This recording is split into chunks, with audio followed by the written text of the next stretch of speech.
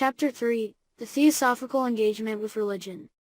The theosophical engagement with ancient Egypt specifically is one instance of the larger theosophical orientation to the concept religion and to the religions of the world in general. In this chapter I will examine H. P. Blavatsky's general theosophical understanding of the concept religion in her approach to world religions, the strategies evolved by H. P. Blavatsky to engage, interpret, and, thereby, appropriate world religions. The emphasis will be in reference to ancient Egypt. 3.1 Theosophy and Religion. I am interested here in H. P. Blavatsky's understanding and presentation of theosophy in relation to the concept religion and to world religions in general. The word religion is used frequently in theosophical writings in various contexts.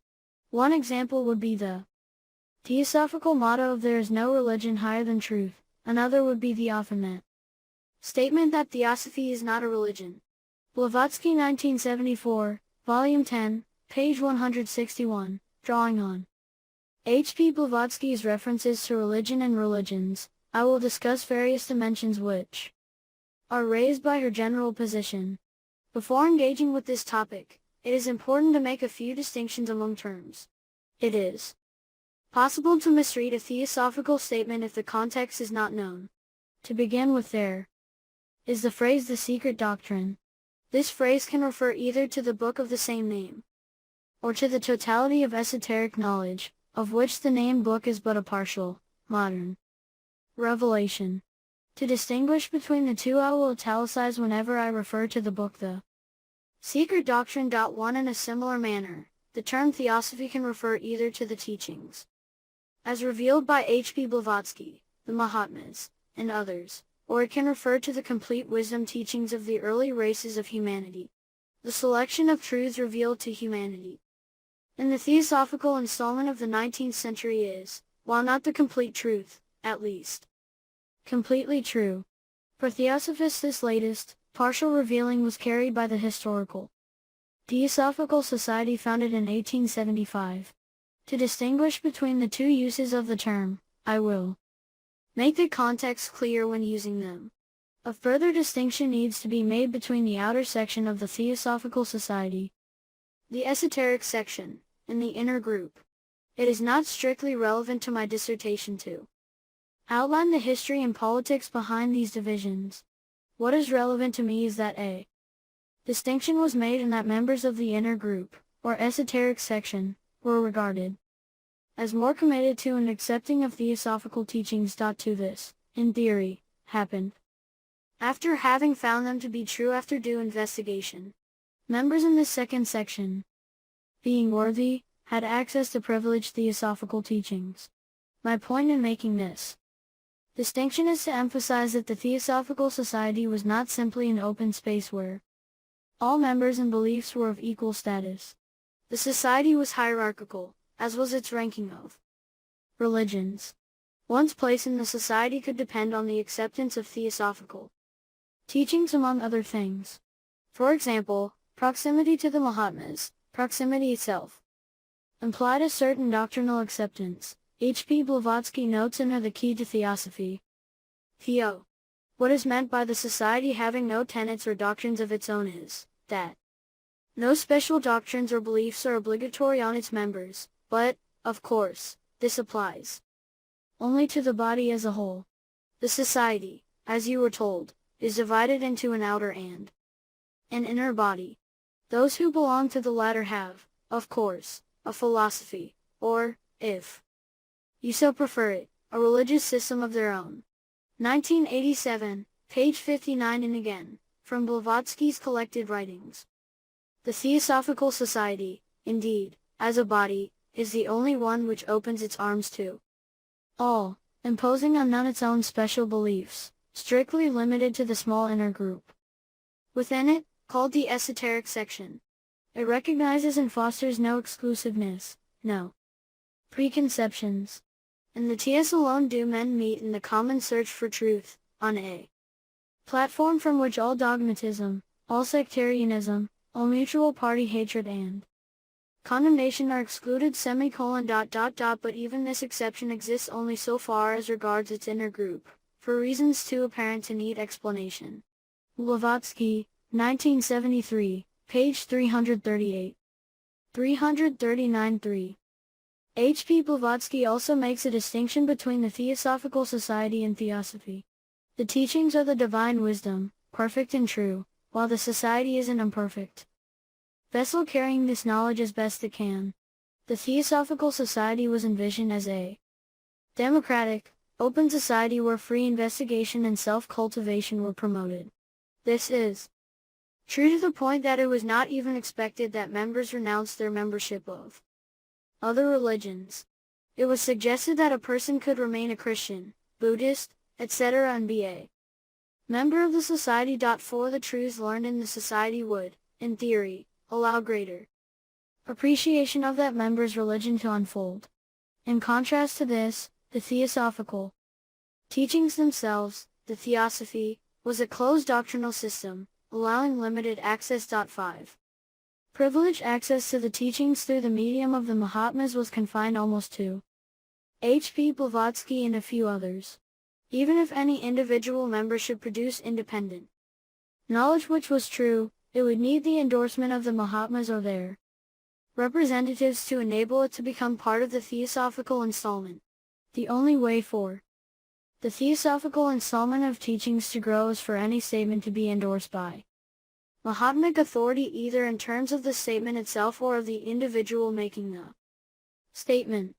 In principle, the Theosophical teachings can still grow, however, I am not aware of any persons publicly claiming to be the mouthpiece of the Mahatmas within any of the three main societies. This ambiguity is in part related to the personalities of the two founders, H. P. Blavatsky and H. S. Olcott, and, perhaps, in part related to the very nature of a small esoteric or religious body which is attempting to be simultaneously both unique and accessible.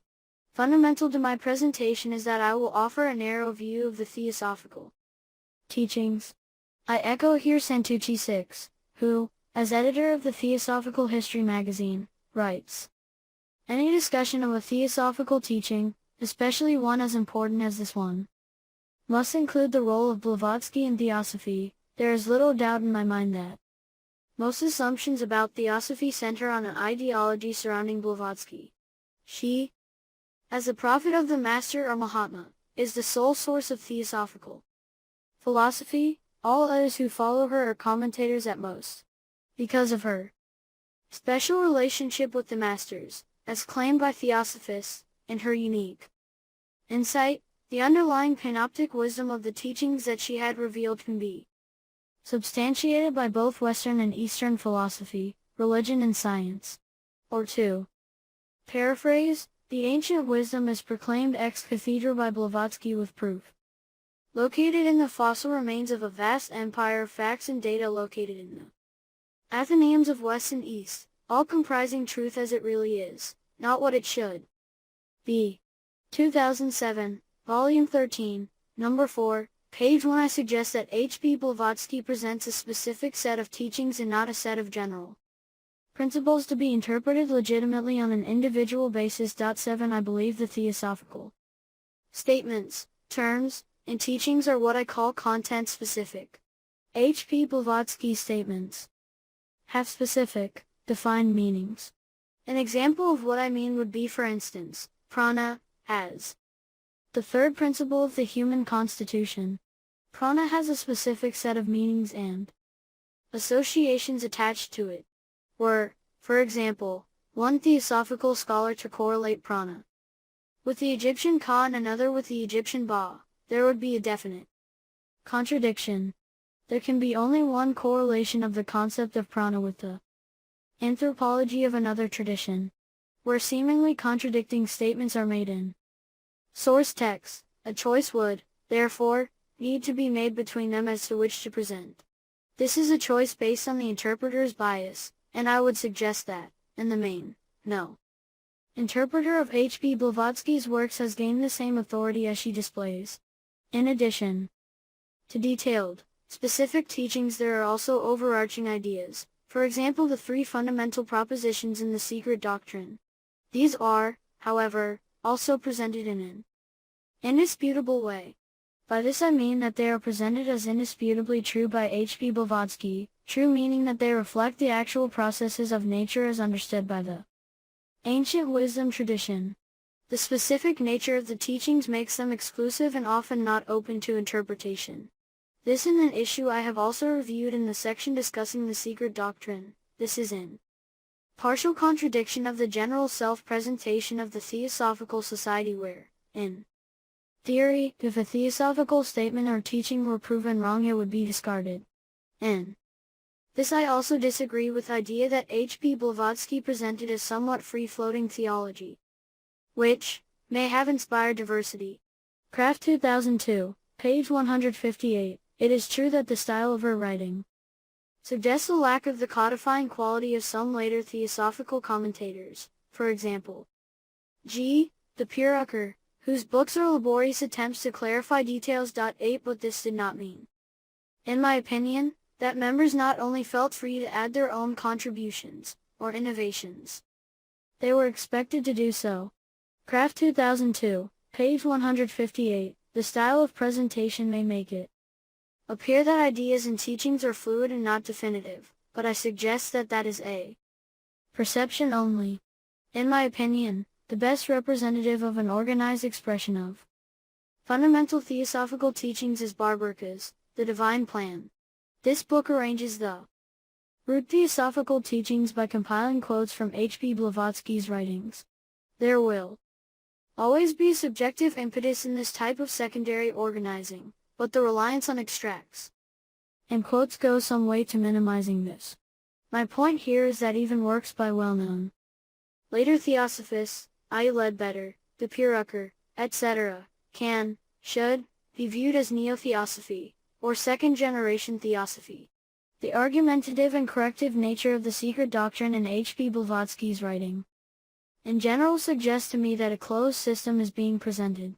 I find the corrective nature quite pronounced. Not only is she correcting the views of scientists and scholars of religion, she is correcting the views of other theosophists in terms of statements of the ancient wisdom. Her section on A.P. Sennett's esoteric Buddhism is well known.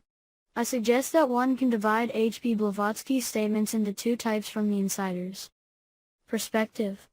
Statements are either disputable or not disputable. 9 The content could be doctrinal, historical, ethical, etc. Disputable statements are those which leave room for discussion and possible disagreement. 10 They are not definitive and closed statements. Indisputable statements would be those which cannot in theosophical reality be contradicted. They must be true. These latter would include statements reliant on the authority of the Mahatmas, statements which cannot be ordinarily checked, for example extracts from books not available to the public, and statements which H.P. Blavatsky explicitly says are true. A specific aura of authority, however, surrounds the entire secret doctrine in the theosophical context. 11 A legitimacy that is based on H.P. Blavatsky's charisma and authority is also felt throughout the Theosophical Society. 12 It is true that membership of the outer society did not rely on acceptance of specific theosophical teachings. By not accepting them, however, one would occupy a spiritually and intellectually inferior position to someone who had accepted the theosophical statements. In this sense, all things were not equal in the Theosophical Society. We can take as an example the following statement, a footnote drawn from an article, Esotericism of Christian Dogma, in H.P. Blavatsky's collected works. Having drawn to Madame Blavatsky's attention that, according to certain scholars, this assertion is erroneous, she answered as follows, I say the scholars are either lying or talking nonsense. Our masters affirm the statement. If the story of Yeshua or Jesus, Ben Pandira is false, then the whole Talmud, the whole Jewish canon is false. He was the disciple of Yeshua ben Perehiah, the fifth president of the Sanhedrin after Ezra, who rewrote the Bible, compromised in the revolt of the Pharisees against Jannaeus. In 105 BC, he fled into Egypt carrying the young Jesus with him. This account is far truer than that of the New Testament, which has no record in history. Blavatsky, Volume 8, page 380-13. In this passage H.P. Blavatsky asserts, on the ultimate authority of the Masters 14, that the biblical figure of Jesus is identical with the figure of Yeshua ben Pandira who lived 105 BC. It is not put forward as an opinion. It is stated as factually true. It is possible for members, or scholars, to differ with this assertion. If so, they are then described by H.P. Blavatsky as either lying or talking nonsense. What possible responses could a Christian member of the outer section of the Theosophical Society have to a statement like this? Compare this statement to one on the same theme. Besides, it is almost certain that the real Jesus of the Gospels, whose name was Yeshua, the Nazarene, lived 100 years before the Christian era. Blavatsky. Collected Works, Volume 6, page 238. In this second extract, there is no appeal to authority, and the statement could be challenged, and even potentially disproved. Her phrasing allows uncertainty. Once, however, a Mahatma has made a statement on an issue, it is effectively closed. Concerning the above theme, that of a figure on whom Jesus was modeled living 100 BC or so, the teaching is definitive. Being affirmed by the Mahatmas, I am aware of no real challenge to this statement in later Theosophical writings. H.P. Blavatsky's personal charisma, however, related to her contact to the Mahatmas and her special occult place in Theosophical history, give most of her statements the aura of finality and authority. While it is my belief that the statements of H.P. Blavatsky are basically closed or restricted, disagreement and difference is possible. This is possible only, however, if explanatory mechanisms are invoked. For example, further appeals to the Mahatmas, psychic investigations, which are essentially unverifiable and, therefore, indisputable, concepts that certain statements are true for certain audiences, and the notion that there may be further revelations on a particular topic. There could be a variety of such mechanisms. If no disagreement, or enlargement of theosophical statements were possible, no writer could ever effectively produce anything after H.P. Blavatsky. They would be condemned simply to repeating her statements. It is, however, only by invoking a coping mechanism that additional teachings, or contrary teachings, can be introduced. Later or further teachings differing from early theosophical statements cannot be presented in terms of simple continuity. New installments must, in my opinion, inevitably fall into the categories of neo-theosophy or second generation theosophy. It is important to note that the content-specific nature of H.P. Blavatsky's statements does not mean that there are not contradictions, or vague, indefinite, statements, in her writings. It is possible for there to be internal contradictions in her writings. They need, however, to be noted as such and, from an insider's perspective, explained. For example, if it could be shown that H.P. Blavatsky correlated an Egyptian human principle to two differing theosophical human principles, this discrepancy would need to be explained somehow. Content specificity does not translate into uniform, non-contradictory statements. Theosophists are confronted with a number of potential problems with regard to statements in the secret doctrine. Firstly, if the secret doctrine did not reliably reflect the ancient wisdom teachings, which are the truths of nature, then, Theosophists have no textual link to this tradition. Once doubt creeps into the work and its authority, Theosophy will be undermined and become ineffectual. Once specific statements of H.P. Blavatsky or the Mahatmas are challenged, Theosophy will cease to exist in its current form. 15 Secondly, should contradictory statements be found in the work, members would be placed in an interpretive predicament. How could a decision be made between two contradictory statements? The responses by Theosophists I have noted are either to ignore the problem or to pick one option over the other. A third issue confronting Theosophists occurs when non-definite statements are made. A statement which leaves room for dispute, which is not backed by authority, is difficult to defend as the position of the ancient wisdom tradition. On this particular issue, Theosophists would have then no privileged access to the truth, and their voice can be one only of many competing voices on a set issue. If H.P. Blavatsky or the Mahatmas were not specific on an issue, no later Theosophist can be. An exception would be statements by people who claim privileged access to the Mahatmas, and so on.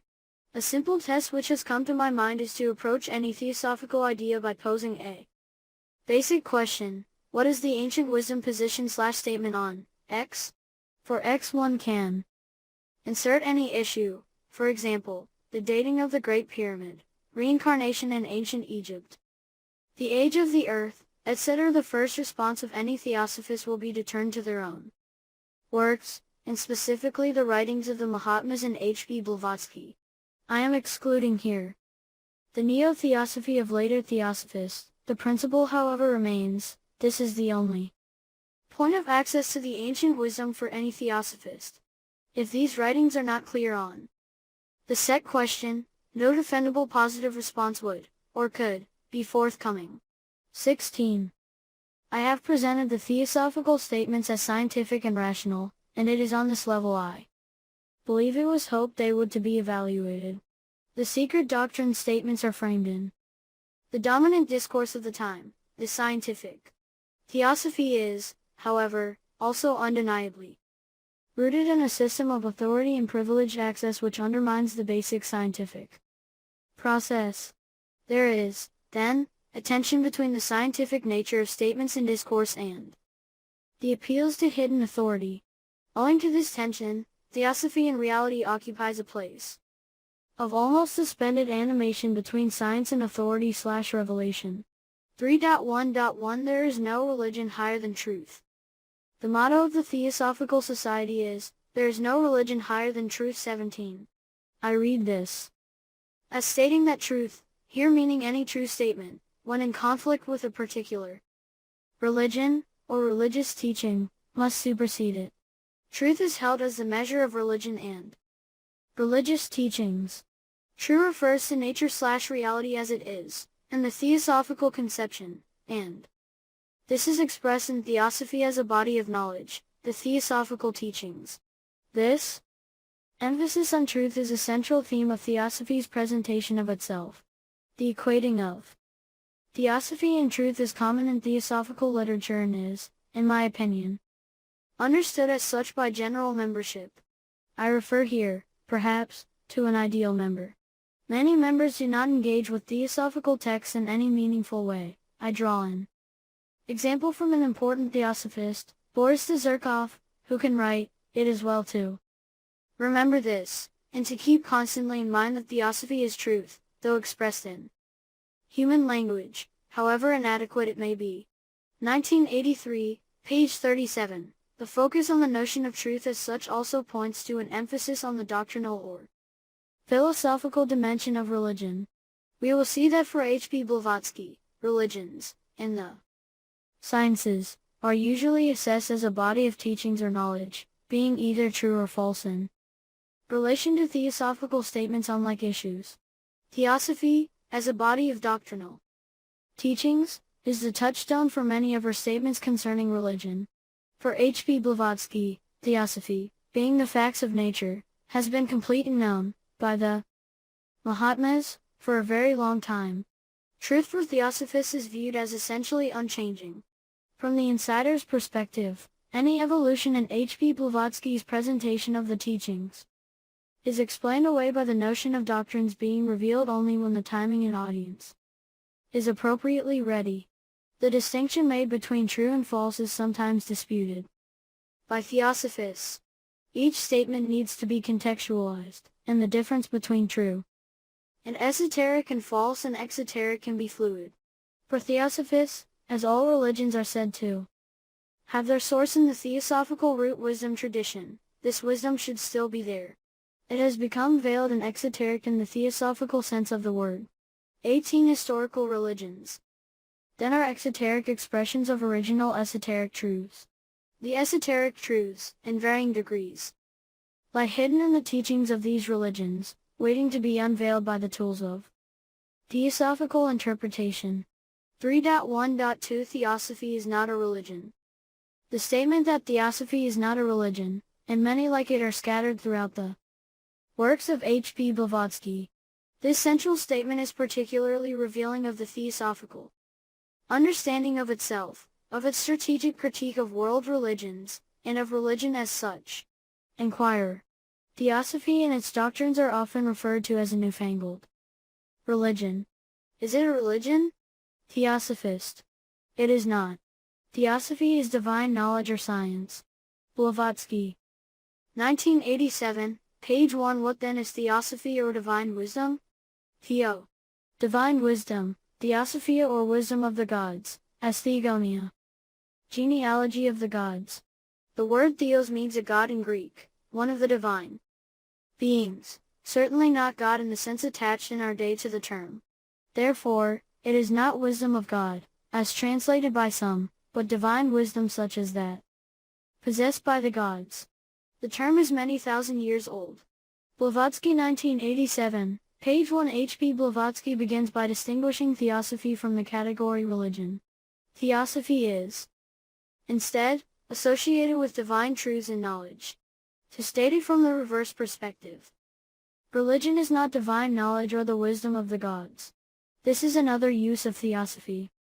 And religion as being assessed in relation to the doctrinal or philosophical dimension, as a body of knowledge. Again we see the linking of Theosophy 19 to a notion of the truth. It is not ordinary human knowledge. 20 It is rather something more complete and irrefutable, a divine human knowledge. The gods of the passage above can refer to the Theosophical Mahatmas, godlike human beings. The point of this passage from the key to Theosophy is twofold. It distinguishes theosophical knowledge from religious knowledge, under increasing criticism in the 19th century, and it attributes a divine authority to theosophical teachings. This passage also reveals a curiosity of the theosophical presentation. What appears to distinguish divine human from ordinary human knowledge is simply that one is true and one is not. For example, human knowledge, finite, incomplete, may present a fivefold system of the human constitution. Esoteric knowledge, complete knowledge, presents a sevenfold division. Both can easily be grasped by any normal rational mind. One system is correct, while the other is limited. The basic polarity can depend on the context. It can resolve itself variously into true/false or complete/incomplete, both of which are rooted in the esoteric/exoteric dichotomy. The distinction then is between correct and incorrect, not between any special levels of knowledge. To expand, a religious tradition may well, to theosophical satisfaction, present a sevenfold classification of the human individual, in which case it has presented the esoteric classification.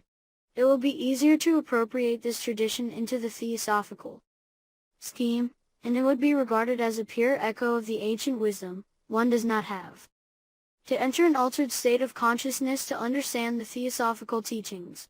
They are rational and intellectual in nature, presentation, and intent. The following quotations come from an article in H.P. Blavatsky's Collected Works Volume 10. Is Theosophy a religion? Theosophy, we say, is not a religion. Yet there are, as everyone knows, certain beliefs, philosophical, religious and scientific, which have become so closely associated in recent years with the word theosophy that they have come to be taken by the general public for theosophy itself. Moreover, we shall be told these beliefs have been put forward, explained and defended by these very founders who have declared that theosophy is not a religion. What is then the explanation of this apparent contradiction? How can a certain body of beliefs and teachings, an elaborate doctrine, in fact be labeled theosophy and be tacitly accepted as theosophical by 9/10 of the members of the TS, if theosophy is not a religion? We are asked. To explain this is the purpose of the present protest. It is perhaps necessary, first of all, to say, that the assertion that theosophy is not a religion, by no means excludes The fact that Theosophy is religion itself. A religion in the true and only correct sense, as a bond uniting men together, not a particular set of dogmas and beliefs. Now, religion, per se, in its widest meaning is that which binds not only all men, but also all beings and all things in the entire universe into one grand whole. This is our theosophical definition of religion.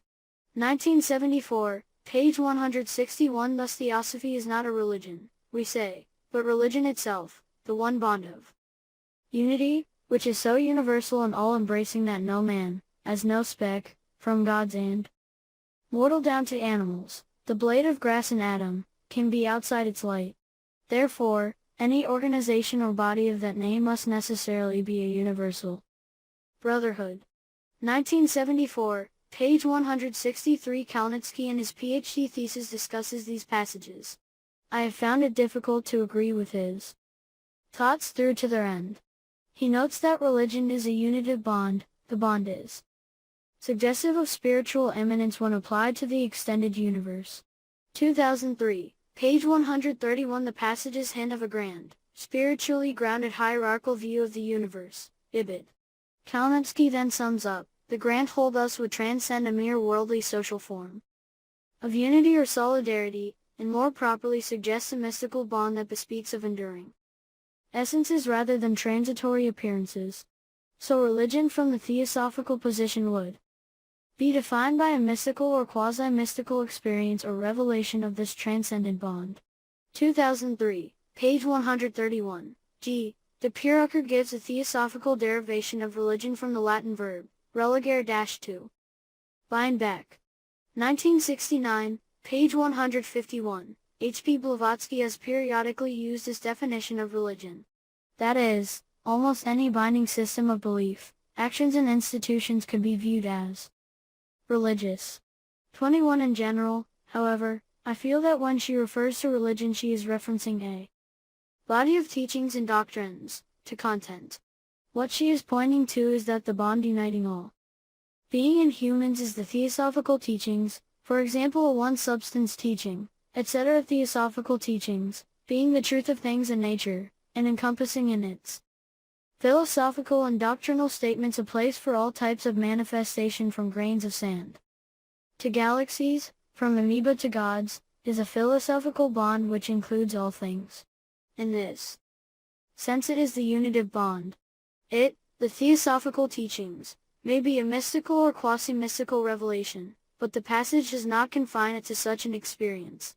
H. P. Blavatsky's use of bond in this sense, as an encompassing doctrinal system, makes it difficult to understand her point in the context of a critique of other religions. Most religions would place beings and things in their system, implicitly at least.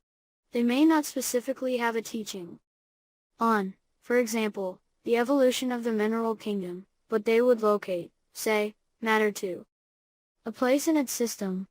22. Theosophical religion is not the experience of a transcendent and immanent unity, it is the teaching of such, the doctrinal and philosophical statements. Theosophy is a body of knowledge. H. P. Blavatsky writes, Theosophy is religion, and the society its one universal church, the temple of Solomon's wisdom, in building which there was neither hammer nor axe nor any tool of iron heard in the house, while it was in building. I Kings, vi. 7. For this temple is made by no human hand, nor built in any locality on earth, but, verily, is raised only in the inner sanctuary of man's heart wherein reigns alone the awakened soul. 1974, page 162-163. In this extract, H. P. Blavatsky is referring to Theosophy, the totality of all possible truth, in its universal sense, not just the portion of teachings given out to humanity in the 19th century by her. The society referred to, not being made by human hand, does not refer to the historical Theosophical Society founded in 1875. Rather, it refers to the abstract society which houses the universal theosophical truths. 3.1.3 Dogma. There are no dogmas in the Theosophical Society. This is a common statement found in Theosophical works in a common belief of members. It is often made in the context of the general outer society where membership is based not on accepting any particular belief, but on accepting one of the three theosophical objectives. We have then an ambiguous situation, with, on the one hand, a democratic, non-dogmatic, outer society and, on the other hand, a closed set of teachings, controlled by authority and charisma. An early example of the self-presentation of the Theosophical Society as non-dogmatic can be found in H.P. Blavatsky's collected works, in an article published in 1878, entitled A Society Without a Dogma, where H.P. Blavatsky writes, "Dogma? Faith? These are the right and left pillars of every soul-crushing theology. Theosophists have no dogmas, exact no blind faith. Theosophists were ever ready to abandon every idea that is proved erroneous upon strictly logical deduction Dogmas are the offspring of human speculation and prejudiced fancy." 1977, Volume 1, page 304. This article was aimed at the spiritualist movement from which H.P. Blavatsky had begun to distance herself. Spiritualistic teachings were regarded by H.P. Blavatsky as having been founded on faith and non-rational dogmas. This is in opposition to the Theosophical Society, and teachings which are portrayed as non-dogmatic, rational, and open to correction. As I will discuss below, the nuanced use of the term dogma and the special authority of theosophy make the theosophical teachings almost immune to error and the criticism of being dogma, here used in its negative sense of being an untruth proclaimed as a truth. The word dogma is, however, used in various, sometimes inconsistent or ambiguous, ways in H.P. Blavatsky's writings. There are, for example, Christian or scientific dogmas, which are untrue or incomplete teachings. Untrue or incomplete teachings are those which do not reflect the actual workings of nature. There are, however, also references to esoteric dogmas, which are truths, that is, they accurately reflect nature and history. An example of a theosophical dogma can be found in the secret doctrine. The esoteric doctrine teaches distinctly the dogma of the risings and falls of civilization. Blavatsky, 1988, Volume 2, page 723. In a second example, H.P. Blavatsky, referring to frog deities and symbols in Egypt, notes, "She not only participated in the organization of the world, together with Khnum, but was also connected with the dogma of resurrection. With the Egyptians it was the resurrection and rebirth after 3,000 years of purification, either in Devachan or the fields of bliss." 23, 1988, Volume 1, page 385-386. I find one particular statement of H.P. Blavatsky revealing and defining because it is the narrowest sense in which certain terms are used. In an article entitled Neo-Buddhism in her collected works she writes, "The Theosophical Society has never been a sect. Another error of the critic. It includes representatives of all the sects and religions, and none has ever been required to renounce his religion upon becoming a fellow of the society. With the exception of a few agnostics, all the fellows of the outer, exoteric, section of the Theosophical Society continue to profess the respective religion in which they were born, remaining in it and following its dogmas and rituals, just as they did before becoming Theosophists. Acquainted with our society as he has been for many years, Mr. Solovyov should also know that Theosophy is not a religion without definite dogmas, as he expresses it, but is a universal system of philosophy, absolutely without any man-made dogmas. Therefore, the society, as such, remains in its collective whole, without participation in the dogmas of any religion, but respects both the beliefs and rights pertaining to the faith of each one of its members, belonging as they do to the various creeds." Blavatsky, 1980, page 341. There is the distinction between the outer and inner sections of the Theosophical Society, here referred to in its 19th century incarnation. Members in the outer section can remain participants in any religion of their choice. It follows that members of the second section, or intersection, have left the exoteric expressions of the historical religions, and have accepted the theosophical wisdom teachings. These teachings do contain dogmas. What distinguishes the dogmas of the theosophical teachings from the dogmas of the known religions is that its dogmas are not man-made. 24 The teachings, dogmas of Theosophy, have a unique origin. H.P. Blavatsky writes, "The just published secret doctrine will show what were the ideas of all antiquity with regard to the primeval instructors of primitive man and his three earlier races. The genesis of that wisdom religion, in which all theosophists believe, dates from that period. So-called occultism, or rather esoteric science, has to be traced in its origin to those beings who, led by karma, have incarnated in our humanity, and thus struck the keynote of that secret science which countless generations of subsequent adepts have expanded since then in every age, while they checked its doctrines by personal observation and experience. The bulk of this knowledge, which no man is able to possess in its fullness, constitutes that which we now call theosophy or divine knowledge. Beings from other and higher worlds may have it entire, we can have it only approximately." 1974, page 166. The origin of the theosophical dogmas, and of theosophy itself, is advanced and superior. Beings superior to man is now evolved. These beings are more in harmony with the inner world and have direct access to the invisible workings of nature. The historical religions, while all having begun in harmony with the theosophical foundation statements, gradually allowed human error to creep in and corrupt them. 25 In the theosophical writings the term dogma is, therefore, often used to refer to man-made, false/incorrect/incomplete/exoteric teachings, believed in on the basis of blind faith. Blind faith is a necessary prerequisite, as the teachings, being basically untrue/incomplete, could not be proved in any way.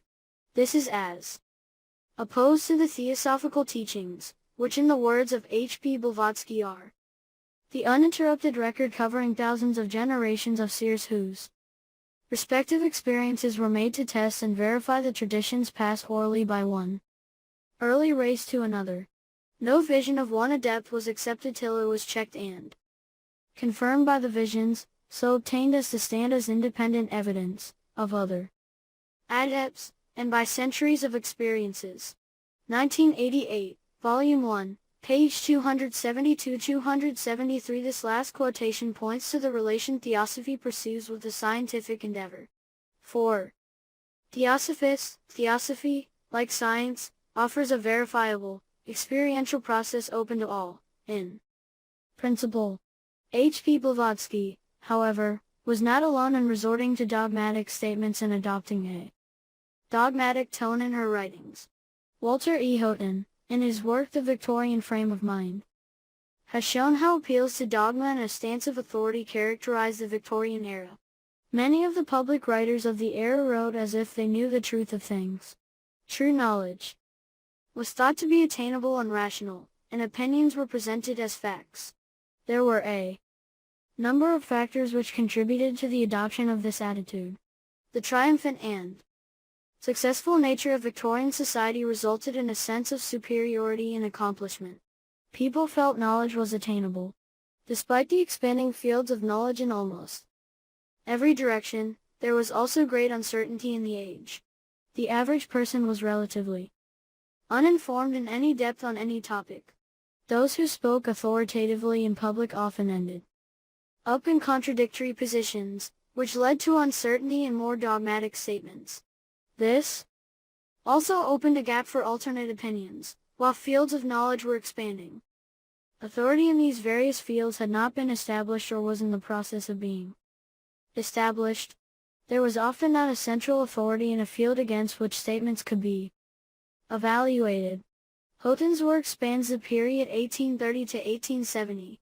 H.P. Blavatsky began writing in the early 1870s until her death in 1891.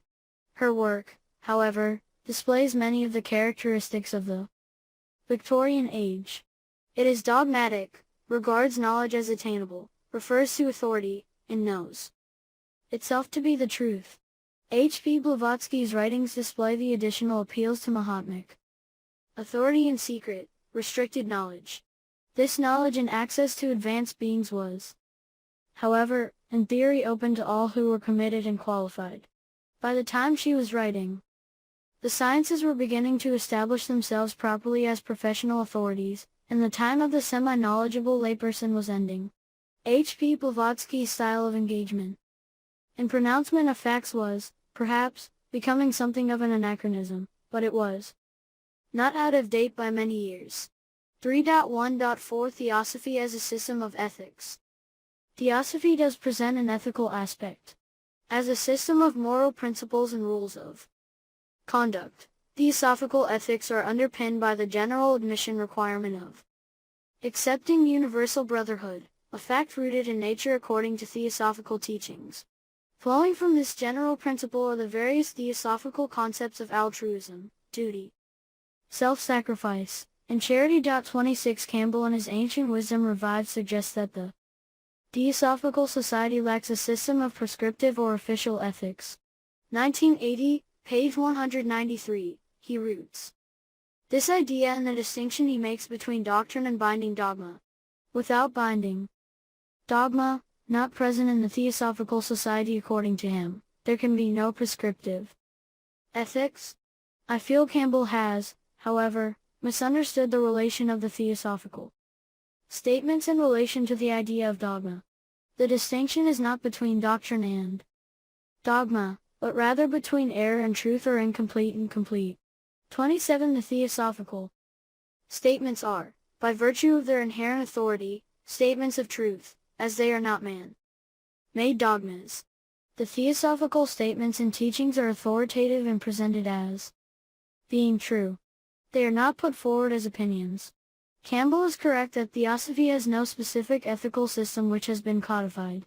For guidance, my experience is that members are referred to select books which relate to this dimension, for example the Bhagavad Gita, the Dhammapada, the Tao Te Ching, the Theosophical Voice of the Silence, and so on. The lack of a specific prescriptive ethical code set down in one place is, in part I suggest, a technique of appropriation. For example, writing. In the key to Theosophy the question is asked. E&Q. Have you any ethical system that you carry out in the society? Theo. The ethics are there, ready and clear enough for whomsoever would follow them. They are the essence and cream of the world's ethics, gathered from the teachings of all the world's great reformers. Therefore, you will find represented therein Confucius and Zoroaster, Lao-tzu and the Bhagavad Gita, the precepts of Gautama Buddha and Jesus of Nazareth, of Hillel and his school, as of Pythagoras, Socrates, Plato, and their schools. 1989, page 48 This statement shows the underlying theosophical assumption that ethics are universal throughout religions. It also makes space for members of various religions or traditions to join the society yet seemingly retain their own set of beliefs. The sense to my mind is not that the society has no set ethical system, but instead it is an attempt to universalize its presentation. What is, however, relevant to me at this point is that standards of ethical behavior are underlined by the doctrinal element of theosophy.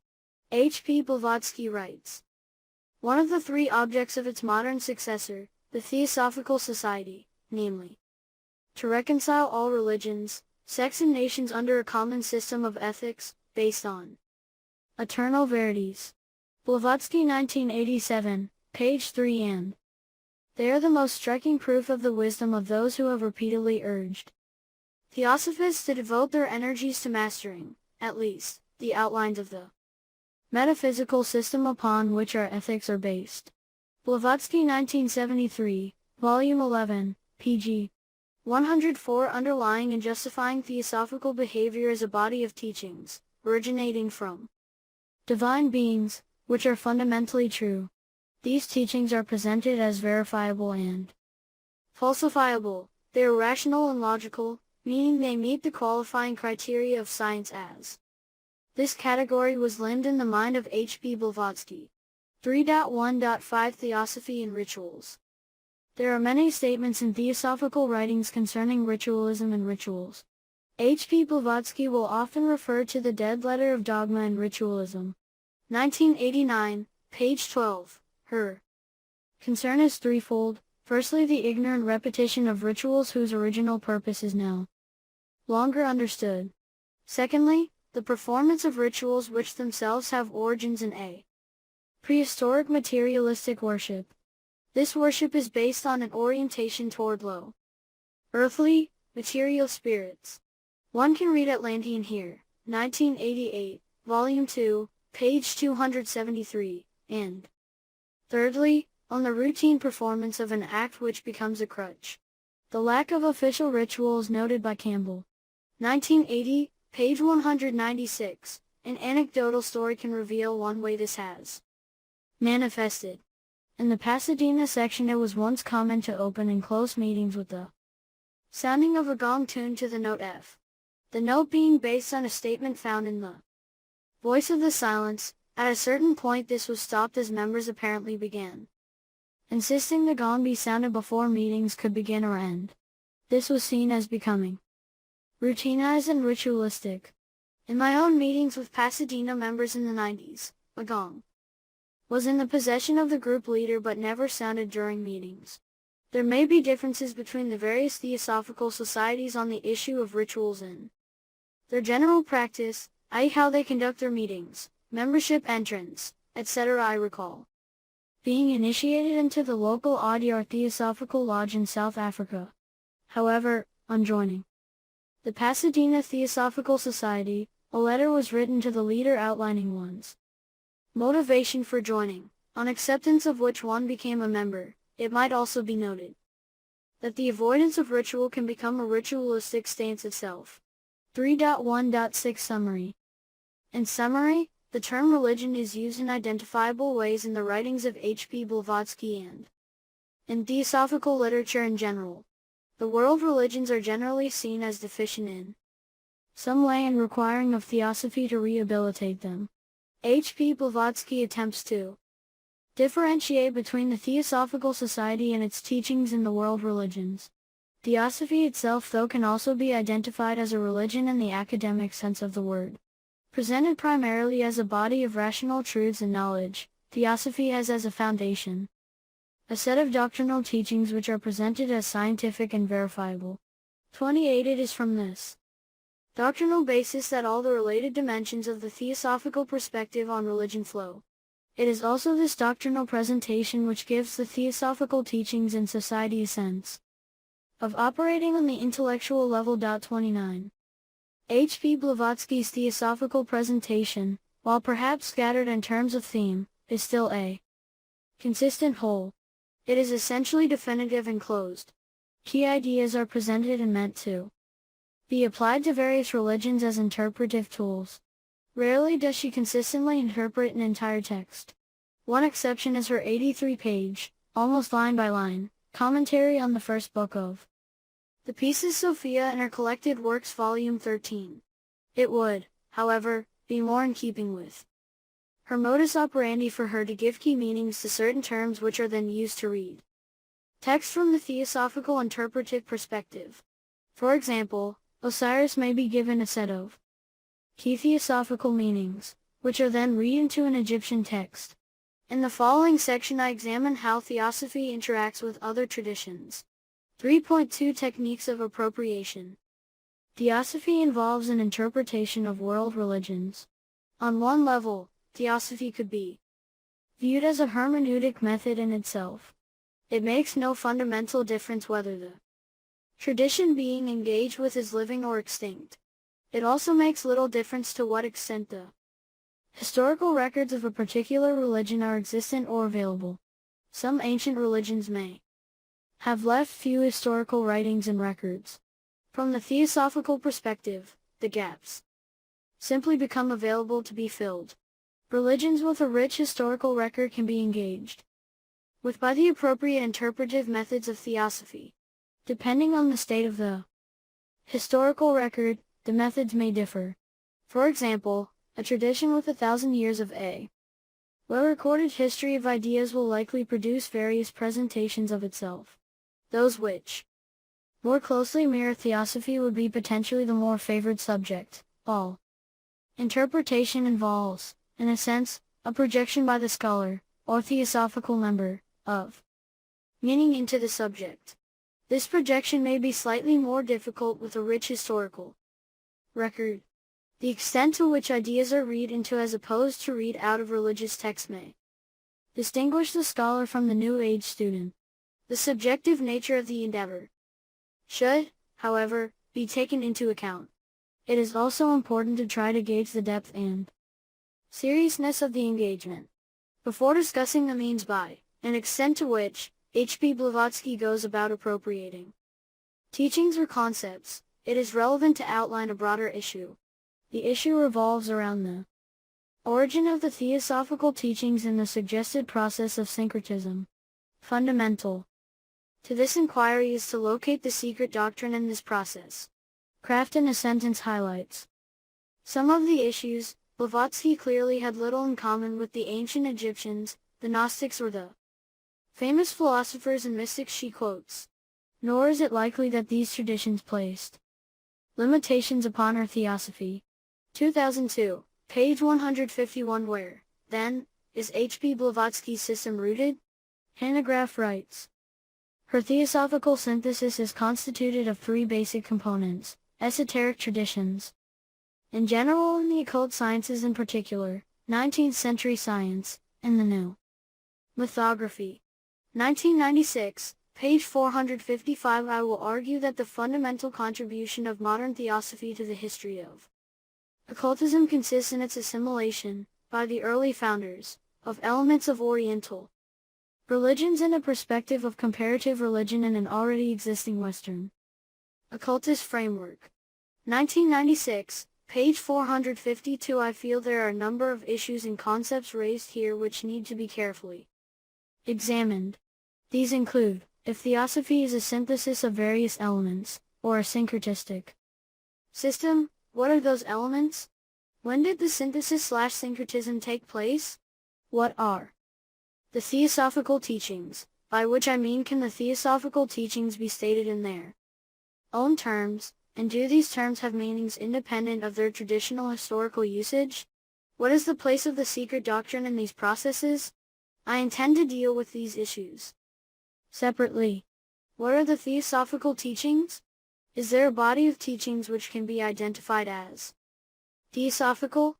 Are there set terms, with specific theosophical meanings attached?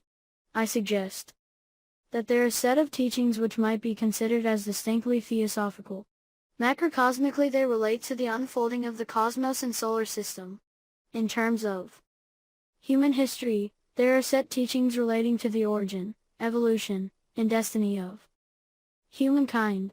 Microcosmically there are specific teachings on the constitution of the person and on the after-death states.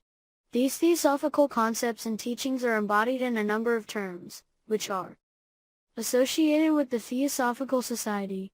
These terms can be found in theosophical glossaries, and include terms like root races, rounds, principles, three logoi, life atoms, reincarnation, planes, etc. There are many of these terms.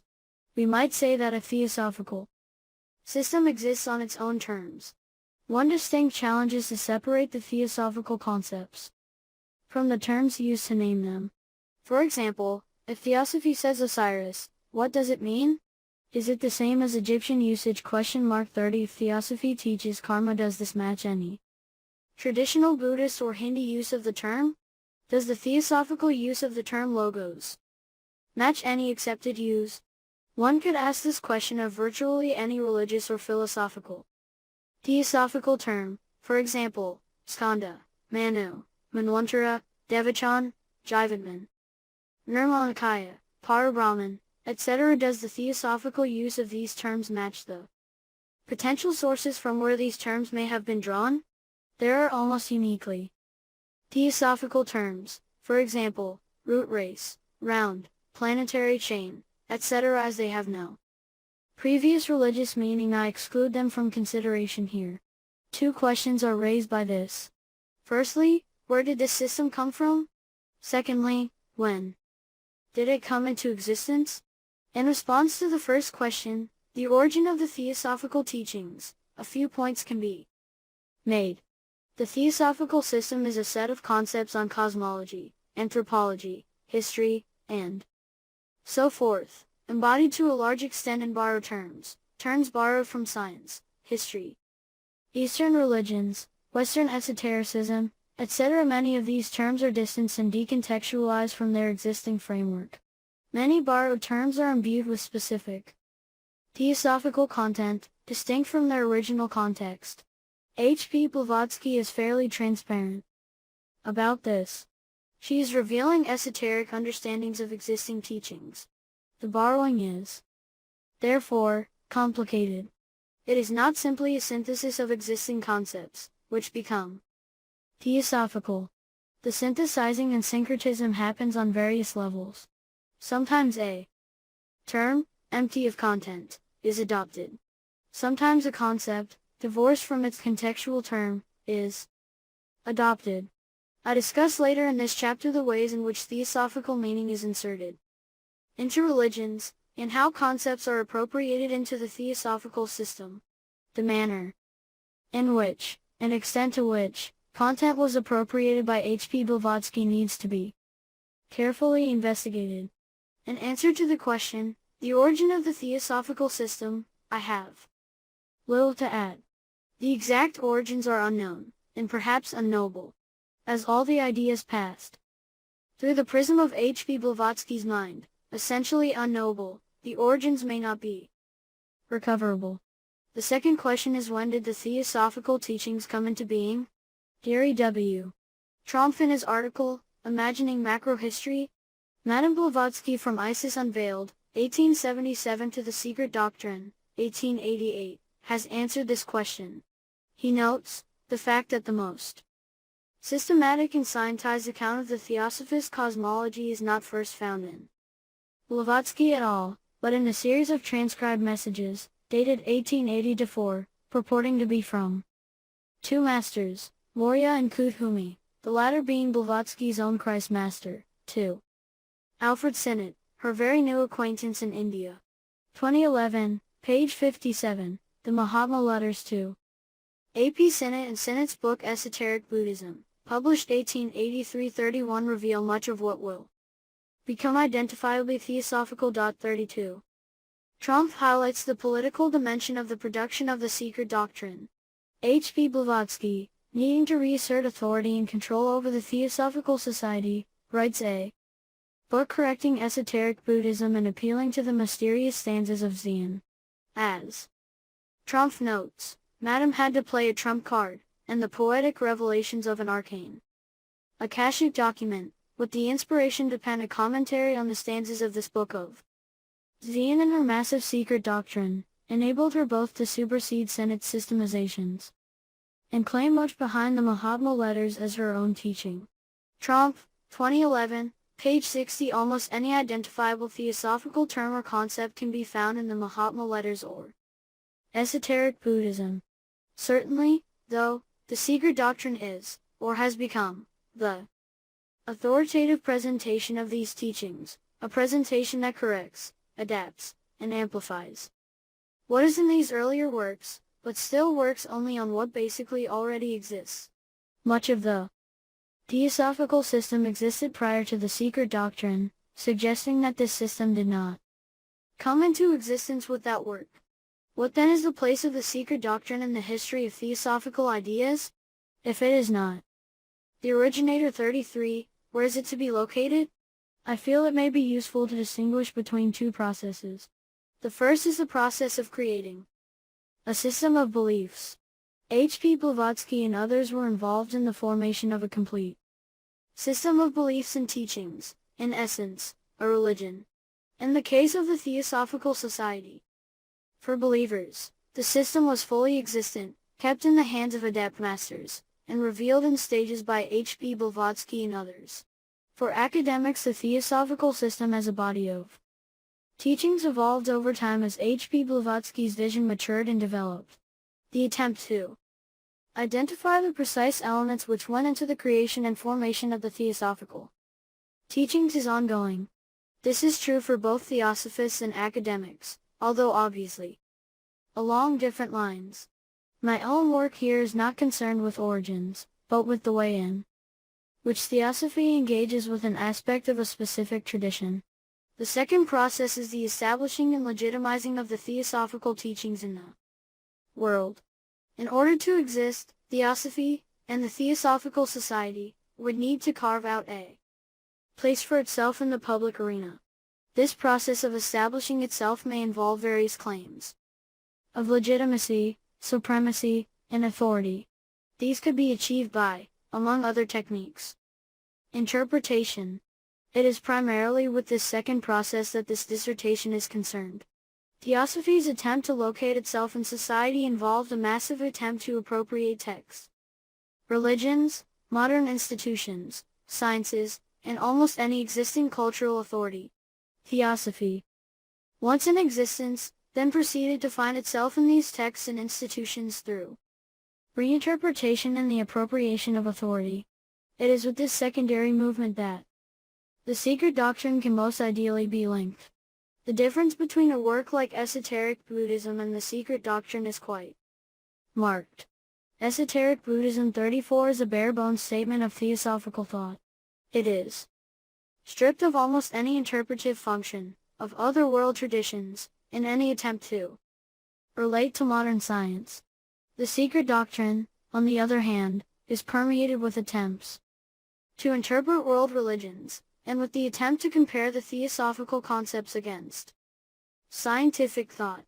This is H.P. Blavatsky's, in Theosophy's, grand attempt to appropriate authority to itself. It is the move to place itself at the center of both the theosophical world and the world at large. All forms of knowledge are appropriated and legitimacy is conferred by theosophical content. Clues for the origin of the theosophical system may be found in the secret doctrine, but the search must begin earlier with works like Isis Unveiled, the Mahatma Letters and Esoteric Buddhism. The secret doctrine represents, in the main, the culmination of a process, not the beginning. In terms of this dissertation, I am reviewing the theosophical engagement with ancient Egypt, as presented primarily in the secret doctrine, in relation to a number of set themes. To gain authority and legitimacy, space to exist and to dominate, Theosophy looks for itself in ancient Egypt and finds itself. Through this maneuver it takes the center stage. There are naturally competing forces, other intellectual programs of interpretation, and, in terms of its presumed intent, the Theosophical Society has not succeeded. This seeming failure invokes and has invoked any number of explanatory mechanisms. This dissertation examines this secondary move of appropriation. It is possible that the two processes I mentioned above are not as distinct as I make them out to be. They may, perhaps, grow by feeding off each other. It does, however, seem to me that for Theosophy to find itself in any religion or text it must first exist itself. There would also potentially be a circular movement. For example, H.P. Blavatsky may have drawn into her theosophical presentation elements of Freemasonry, it being one of the many potential sources of inspiration. Once the theosophical text was established, it would revisit Freemasonry and reinterpret and appropriate it according to the new perspective. This circular process would not be true for all religions or institutions in the same way. For example, Theosophy may well interpret Inuit beliefs, while they probably played little role in the formation of the theosophical system. The situation is quite complicated with regard to ancient Egypt. Egypt has existed in the Western imagination continuously since the Greeks. It is a central element of the Western esoteric tradition, and, in the 19th century was a growing field of academic investigation and research. We might, however, suspect that whatever element is drawn into the first process of tradition formation is most likely changed by that process, as it is one of many competing elements, and its rereading by the new entity is a different process altogether. Once the process of tradition formation and tradition establishment is separated, one can begin asking questions appropriate to each phase. I am dealing with the second phase, as this is where I, in the main, locate the secret doctrine. In reference to the secret doctrine, the basic question then is not to what extent ancient Egypt may inform theosophical ideas, that is, to what extent Egyptian concepts were basic elements of the synthesizing/syncretistic origin of theosophical teachings. Instead, we might ask to what extent existent theosophy has inserted itself into ancient Egypt. In what ways is theosophy inserting itself into ancient Egypt, and what exactly is theosophy attempting to appropriate? Theosophy may appropriate the prestige and authority of Egypt, and through reinterpretation, appropriate even actual concepts and abstract. It may also, however, not actually be informed by any real Egyptian idea or concept. There are a number of issues raised, for example, the Egypt being engaged with. It cannot be the Egypt of modern 20th century scholarship. Is it then the Egypt of 19th century Egyptology, or is it the Egypt of the Western esoteric tradition? Or is it, perhaps, a totally or partially fabricated Egypt being read into historical Egypt?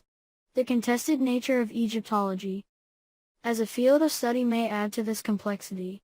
There may not be one mainstream academic presentation of Egypt, although there is a dominant stream of interpretation. 3.2.1 Theosophy and Interpretation. H. P. Blavatsky presents a template of religious knowledge and teachings, and, by means of this structure, a hierarchy of religions is formed. This is not to say that H. P. Blavatsky has presented the hierarchy in full in any set place. It can, however, clearly be inferred. At the apex of this hierarchy of religions are Hinduism and Buddhism, which, from the theosophical perspective, are the closest to the original wisdom teaching. 35 Once the template is presented, a process of comparison becomes inevitable, and, from the theosophical perspective, desirable. I will suggest that the chief tools, that is, means of relating one thing to another, of comparison, are two basic approaches. The first method of relating a religion against the theosophical template is that of a structural placement of that religion, or religious concept, against the template. The second is a functional comparison of a religious teaching, deity, etc., against the theosophical template. In essence, then, the place or function of a particular object within its own tradition locates it in the theosophical structure. The process of placing is an interpretive approach which results in dominating and owning it is an essential step in the move to appropriate knowledge. Olaf Hammer in his Claiming Knowledge points to the importance of outlining the actual means by which an esoteric position is constructed. He lists some of the key elements which would need to be examined. They include analogic reasoning, cognitive and social processes, leading to the rise and maintenance of esoteric belief, and the actual mechanisms of schism and continuity that engender new positions and separate them from their historical roots. 2004, p. 16. It is the first and third point which are of most interest to me, and this dissertation will focus more specifically on this nuts and bolts work of appropriation. I am less concerned with the why and more with the how in relation to the way in which a specific religion, idea, or concept is absorbed into the theosophical narrative. By Hammer's own admittance, this is not the focus of his book. However, he has described many key techniques in his work. I will mention in brief his insights, and then outline my presentation. In the fourth chapter of his book, Hammer discusses the processes by which a tradition is constructed. The processes of transformation and legitimatizing have some related, identifying elements. Reduction, by this is meant, several related techniques of reducing the complexity, variety, and contextuality of the traditions from which elements are taken. Hammer 2004, page 159. This process allows complex concepts to be simplified to the point of general applicability. The essential, or root idea, once identified, can be seen in various traditions and concepts, and local particular variants can be understood as such, that is as divergent from the underlying original and fundamental idea. Pattern recognition. I will discuss the similar technique from a theosophical perspective below. I suggest a functional and structural evaluation of ideas and concepts which locate them on the theosophical template. The emic process of engaging with a religious text does involve the search for certain root concepts, for example the number 7, orders of colors etc. Once a pattern is located, it opens the way for an insertion of theosophical content into a text. Types of pattern recognition would include a search for parallels, a construction of correspondences and synonymization. In the following section I examine how Theosophy interprets and conducts comparisons between its own teachings and those of other world traditions. Comparisons and hammers. Synonymization are basic tools of Theosophy. For example, H.P. Blavatsky may note that Osiris equals Atman, or Jehovah equals third logos. How are statements such as these to be evaluated? Not only are unrelated terms equated, but the understanding of each term may differ among various parties. For example, Osiris may have a set of related meanings for Egyptologists, which have no relation to the theosophical usage of the term. 36 This is similar for almost any theosophical term. In theosophical literature the terms and ideas of third-party religions may take on new meanings, often bearing only a loose connection to indigenous meanings. The process of evaluating theosophical comparisons needs to be facilitated by two things. The first is a common language of expression. I am writing in English. 37 The second is the use of explanatory definitions. Each term of any comparison equation needs to be expanded into its explanatory form and translated into a common language. It is at the level of definition that ideas can be evaluated. Owing to this, I will spend some time defining theosophical and Egyptian terms in this dissertation. I am not critiquing the very process of the theosophical comparative endeavor, or of the comparative endeavor itself. I am looking for a way to explain and evaluate theosophical statements. 3.2.1.1 Structural evaluation. In its broadest sense, the theosophical statement is the template against which all knowledge in all religions are to be tested. The structural patterning would include the search for number patterns, especially 3, 4, and 7, although, in fact almost all numbers from 1 to 12, and further, have root meanings in Theosophy. Structural, too, would be the pattern of a male energy manifesting through a female vehicle or body, resulting in the production of a son. The basic theosophical structure or template is found in the following diagram drawn from The Secret Doctrine. Diagram 1. The globes and planes. In this subsection, it is not my intention to detail in full the theosophical template. I wish here to identify the basic structural paradigm against, and onto which, all religions are measured and located. This basic diagram has been frequently repeated and amplified in later theosophical works. And what is sketched here is only one of the various ways H.P. Blavatsky has presented the unfolding of a system. It is used in two chief contexts, firstly, as diagrammatically representing the solar system, and secondly, as representing the Earth, as a planetary chain 38 itself. In one sense, these two are the macrocosm and microcosm. Another use of the macrocosm/microcosm relationship is between the Earth planetary chain and the Earth globe, and between the Earth globe and the human being as a sevenfold entity. This diagram could have wider application in relation to the galaxy, or the cosmos as a whole. The way in which I will use this template will be guided by the statements of H.P. Blavatsky in The Secret Doctrine. The stanzas of Zion, the secret book, extracts of which form the basis of The Secret Doctrine, give an abstract formula which can be applied, mutatis mutandis, to all evolution, to that of our tiny Earth, to the of the chain of planets of which that Earth forms one, to the solar universe to which that chain belongs, and so on, in an ascending scale, till the mind reels and is exhausted in the effort.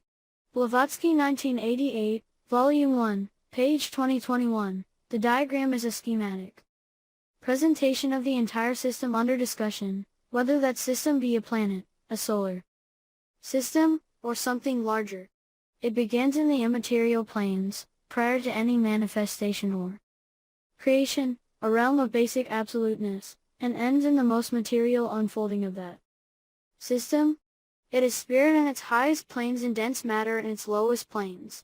Another way of stating this is that spirit manifests itself through lower material vehicles or bodies. For H.P. Blavatsky, and later commentators, perfection does, however, always give way to a greater perfection, and imperfection or materiality is specific to the particular system being presented. Owing to the comprehensiveness of the template, every entity or power within a defined system must fit into it.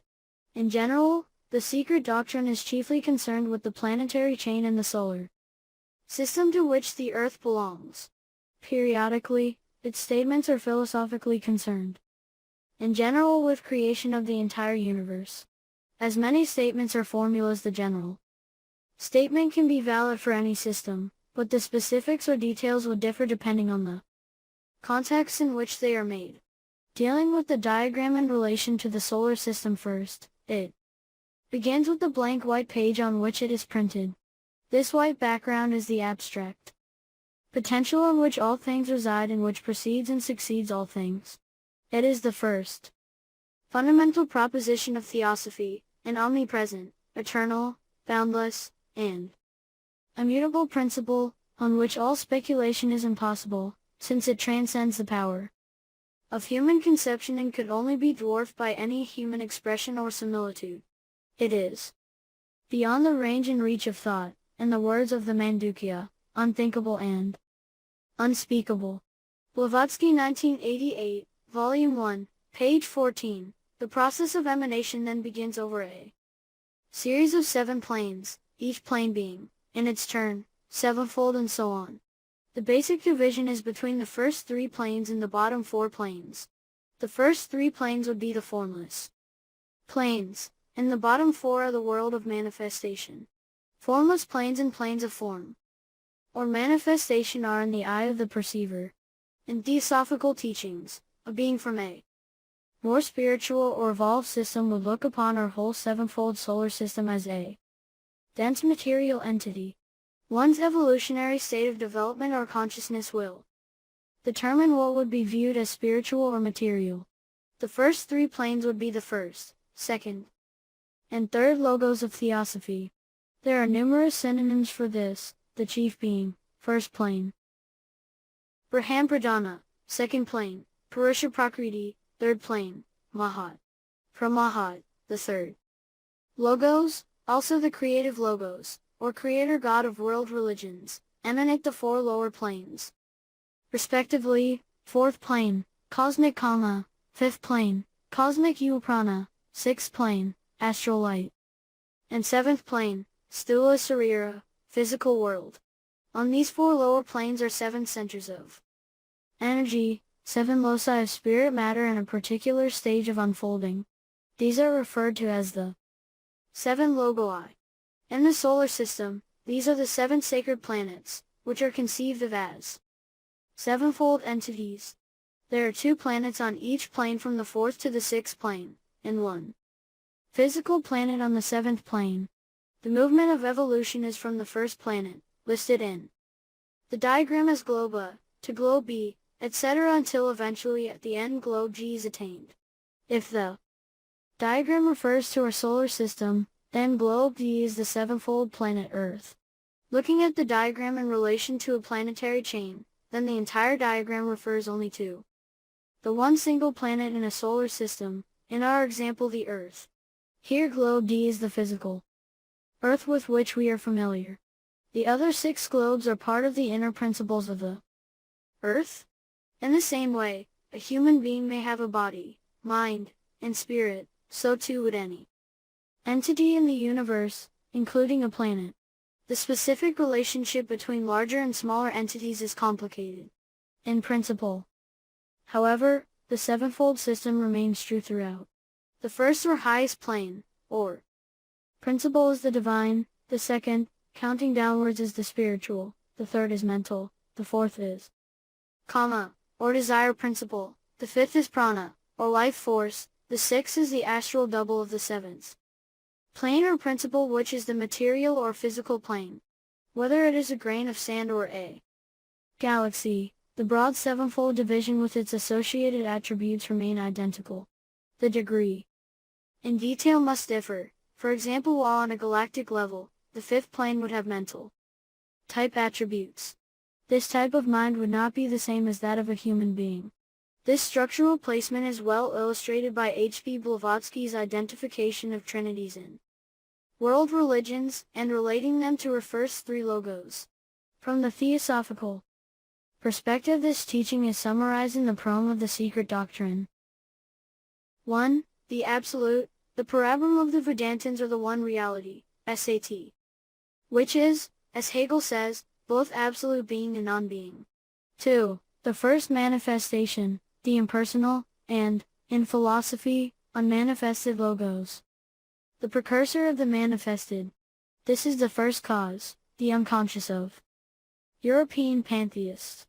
3. Spirit matter, life, the spirit of the universe, the Purusha and Prakriti, or the second logos. 4. Cosmic ideation, Mahat or intelligence, the universal world soul, the cosmic noumenon of matter, the basis of the intelligent operations in and of nature, also called Mahabuddha. Blavatsky 1988, Volume 1, page 16 points 2-4, being the three logos, can also be abstracted to the father, mother, and the fruit of their union, the son. These 3 points also relate to the first 3 planes of the diagram above. As early as Isis Unveiled, published in 1877, H.P. Blavatsky can produce a table of various Egyptian trinities as follows. Kneph, or Mut, Osiris Ra, Horus, the father. Maut, or Mut, Isis the mother. Combs Horus Maloli the son. Another example is the deity, Amen. Amen, or Amun more frequently in Egyptology, is the hidden or supreme spirit. Blavatsky 1988, Volume 1, page 366, this figure is the concealed god and first in the Trinity of Thebes. He would, therefore, be interpreted by Theosophists to be the first unmanifest logos of the Theosophical scheme. 3.2.1.2 Functional Evaluation. An example of a theosophical correspondence based on function is that of the Egyptian god Ottoman, the Theosophical Fohat. H.P. Blavatsky writes, while in Egypt Fohat was known as tomb issued from Mut, or Osiris, in his character of a primordial god, creator of heaven and of beings. See Chapter 17, Book of the Dead. Blavatsky 1988, Volume 1, page 673. Both the hieroglyph and the text of Chapter 62 in the Book of the Dead show the identity of tomb with Fohat. Blavatsky 1988, Volume 1, page 674-39. It is not my intention here to examine in detail H.P. Blavatsky's engagement with the Egyptian Autumn. Here I wish to illustrate briefly the functional equivalency of the two concepts in the theosophical imagination. To the best of my knowledge, the origin of the theosophical term Fohat, said to be of Tibetan origin, has not as yet been definitely identified. 40 In the theosophical scheme, Fohat is a complicated and multifaceted concept. To begin with, we might list some theosophical synonyms. Barberka and his divine plan list the following as related terms: the one force, cosmic energy, dynamic energy of cosmic ideation, an aspect of Daiviprakriti, Vedantic, and light of the three logoi. 1992, page 482, the general impression is one of causal energy in the UN manifests and manifested realms. In his occult glossary, de Purucker writes that Fohat can be considered as the essence of cosmic electricity, endowed with the attribute of consciousness, also the vital force of the universe. pg. 50. Fohat exists in a latent condition prior to creation. Once awoken, this cosmic energy facilitates the differentiation of matter from its unmanifest to its manifest state. This creative act brings the gods and worlds into being. As it is ceaselessly active in the manifested world, it is both creative and destructive. It is an abundance of life that eventually destroys the forms it initially creates. And the secret doctrine, Tum, is the creative force in nature, giving form to all beings. Spirits and Men, 1988, Volume 1, page 312, spoken of as the protean god who generates other gods and gives himself the form he likes, the vital electric force, and the overseer of the gods. 1988, Volume 1, page 673, apparent quotations from the Book of the Dead list Tum as the north wind and spirit of the west, the setting sun of life. Blavatsky 1988, Volume 1, pg.673. The senses of a vivifying energy, the essence of electricity, which, while latent prior to creation, once itself awoken, wakes the gods in the worlds and begins the process of emanation. From the theosophical perspective, Fahad is the ancient term and concept of the wisdom tradition, and Tum, autumn, is the Egyptian expression and conceptualization of this teaching. 3.3 Additional strategies of appropriation. Various strategies and techniques are invoked by H.P. Blavatsky to read theosophical content into world scriptures. Religious terms and concepts become disassociated from their common usage and context, and they are then revalued and appropriated into the theosophical structure. I will be comparing H.P. Blavatsky's theosophical use of certain religious terms and ideas in relation to their generally accepted usage in a particular discipline. For example, if she refers to a particular Egyptian concept or term, I will reference this against the mainstream Egyptology ideas on this concept. There may well be debates and disagreements within academic Egyptology over various issues, but I will not be specifically looking for ideas which might support a theosophical interpretation. I will, however, attempt to compare and note differences and similarities where I find them. For a good example of a scholar looking for parallels and potential historical sources for theosophical ideas in the fields of Hinduism and Buddhism, one could look at the work of David Regal. 41.3.3.1 Esoteric/Exoteric. As a broad enabling background, H.P. Blavatsky makes space for inserting theosophical content into religious texts by positing a distinction between esoteric and exoteric teachings. A hidden, secret teaching allows for radical interpretations and appropriations. In theosophical statements, the terms esoteric and exoteric can be used in two senses. Esoteric may refer to both hidden teachings 42 in general and to the theosophical truth statements as revealed. Exoteric can refer to the public, protecting teachings of a religion, and to revealed esoteric teachings. Once esoteric teachings are revealed, for example, published in a book, to the public they are no longer esoteric. 43 They remain, however, part of the larger esoteric wisdom tradition. It is important to note that when speaking of the esoteric tradition, as understood by Theosophy, the primary reference is to the set of teachings understood as Theosophy. That is to say, were one to find a complete sentence from the stanzas of Zen in a religious text, it would be named as part of the esoteric statement. This would be true despite the fact that it wasn't a published available work, if a set of previously secret teachings of a specific religion were suddenly revealed, however, but did not bear any doctrinal relation to the theosophical statement, they would not be part of the esoteric tradition. This narrow and specific presentation does not allow for general similarities to stand unaltered by the theosophical narrative. For example, if a specific religion had a general statement on cycles or reincarnation, but no specific set of technical teachings associated with the belief, Theosophy would need to fill the gap with its own specific delineated teachings. Similarly, should a religion teach, for example, reincarnation which included non-theosophical aspects, for example retrogressive reincarnation into animals from humans, Theosophy would not regard these as statements of the ancient wisdom tradition. In a chapter discussing the universal mystery language, H.P. Blavatsky quotes a lengthy passage from a work by Gaston Maspero, which she then comments on. I quote this passage in full as it begins to reveal her perspective on the Egyptian religion and on religion in general.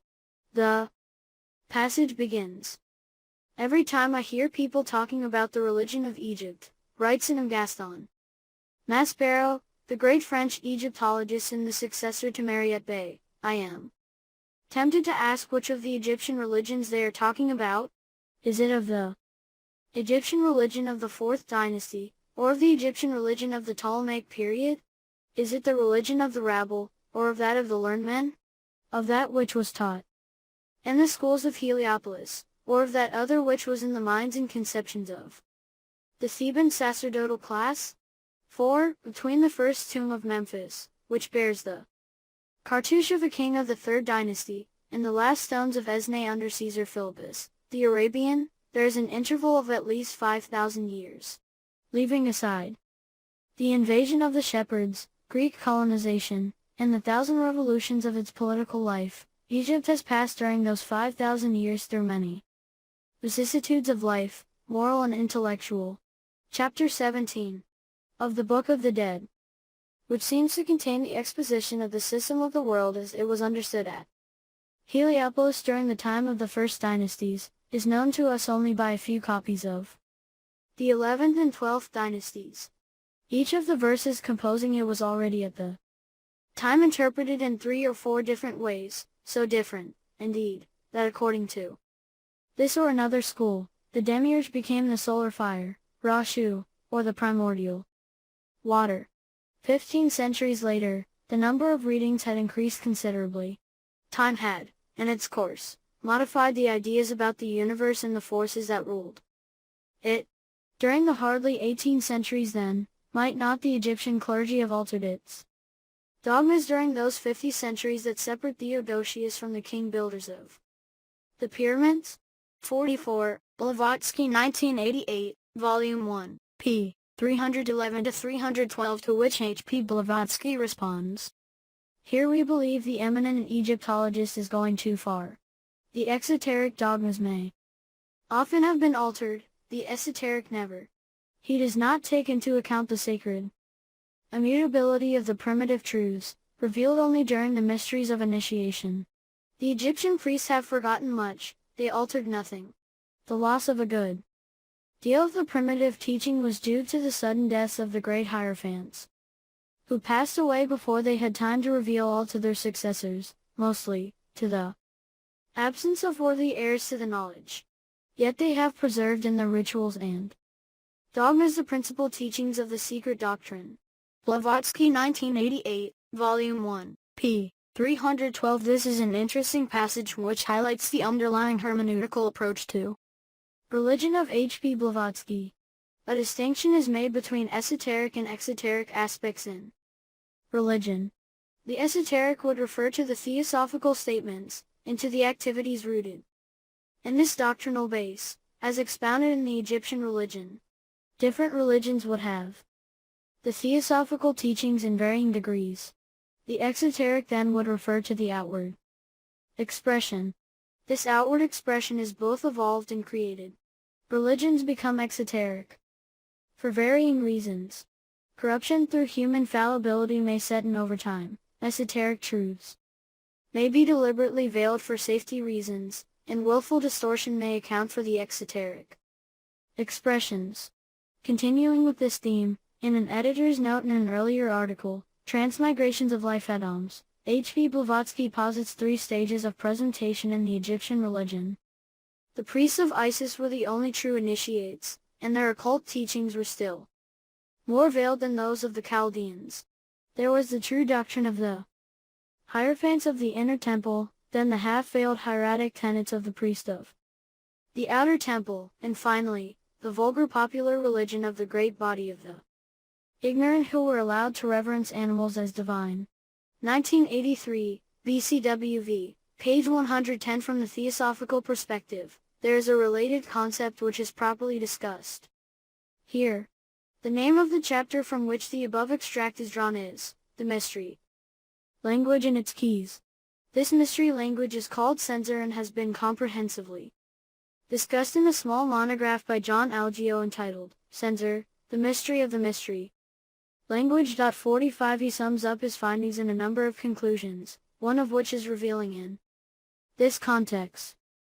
The mystery language is what we now call symbolism. It speaks to our unconscious minds and can be only imperfectly translated into ordinary, logical language. Thus we can think of censor as being the whole complex of sacred symbols with expressions of various kinds, but of two chief types: a. the archetypal symbols in myths and fairy tales, allegories and parables, alchemical recipes and biblical history, stories that have a hidden meaning underneath the obvious narrative, stories that bear a double interpretation, and b. a visual representation of those archetypal symbols in pictographs or hieroglyphic and cipher-like characters whose meaning the initiated can interpret independently of any language. Algeo 1988, page 28-29. The positing of the mystery language and symbolism in the world religions gives H.P. Blavatsky something to look for. It provides an entrance into the world religions and a reason to interpret what is there. Virtually all written and oral modes of religious expression are included in the above. This gives her a reason and a right to engage with the world's traditions. The hidden meaning needs to be unveiled by someone who knows the mystery mode of communicating. The content of the message, the theosophical root teachings, can now be located and extracted. The exoteric/esoteric distinction is important in H.P. Blavatsky's interpretive efforts. I do not, however, believe that this should lead to a too one-sided presentation. H.P. Blavatsky believed that the theosophical statements were rational, logical, and true. She hoped for, and expected, vindication from exoteric sources, and she cast her net widely, if not deeply, in mainstream sources to draw support for her statements. 3.3.2 Interpretive moves. For theosophists, the world's religious texts are open to interpretation in various ways. Religious statements can be viewed as symbolical and, therefore, open to explanation, and they can be interpreted in psychological or historical terms. These moves are so pervasive a method in theosophical literature that they hardly require supporting quotations. A few representative extracts, however, are to be found below.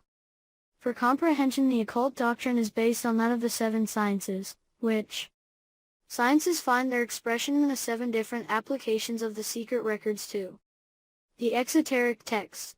Thus we have to deal with modes of thought on seven entirely different planes of ideality.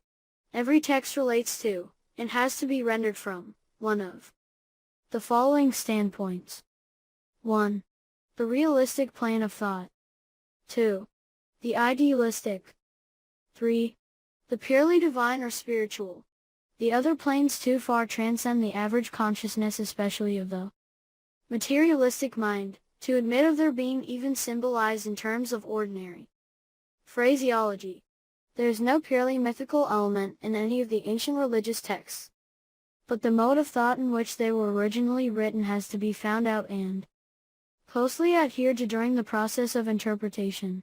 4. It is either symbolical, archaic mode of thought, emblematical, a later though very ancient mode of thought, parabolical, allegorical, hieroglyphical, or again logogrammical. Blavatsky, 1988, Volume 2, page 335. While the Eastern occultists have 7 modes of interpretation, the Jews have only 4, namely, the real mystical, the allegorical, the moral, and the literal or pashut. Blavatsky, 1988, Volume 1, page 374. There are numerous references to the 7 keys of interpretation. Geometry, the 5th divine science, 5th dash because it is the 5th key in the series of the 7 keys to the universal esoteric language and symbology. Blavatsky, 1988. Volume 2, page 471. Every religious and philosophical symbol had 7 meanings attached to it, each pertaining to its legitimate plane of thought, i.e., either purely metaphysical or astronomical, psychic or physiological, etc., etc. Blavatsky, 1988, Volume 2, page 538. An example of how any particular deity may be read in theosophical thought is outlined by H.P. Blavatsky in the following passage. Now all the gods of Olympus, as well as those of the Hindu pantheon and the rishis, were the septiform personations, 1. Of the noumena of the intelligent powers of nature, 2. Of cosmic forces, 3. Of celestial bodies, 4. Of gods or Gyan Chans, 5. Of psychic and spiritual powers, 6. Of divine kings on earth, or the incarnations of the gods, and 7. Of terrestrial heroes or men. The knowledge how to discern among these 7 forms the one that is meant, belonged at all times to the initiates, whose earliest predecessors had created this symbolical and allegorical system. Blavatsky. 1988, Volume 2, page 765. The notion that symbols are open to levels of interpretation opens the text to theosophical content. 3.4 Specific strategies of appropriation.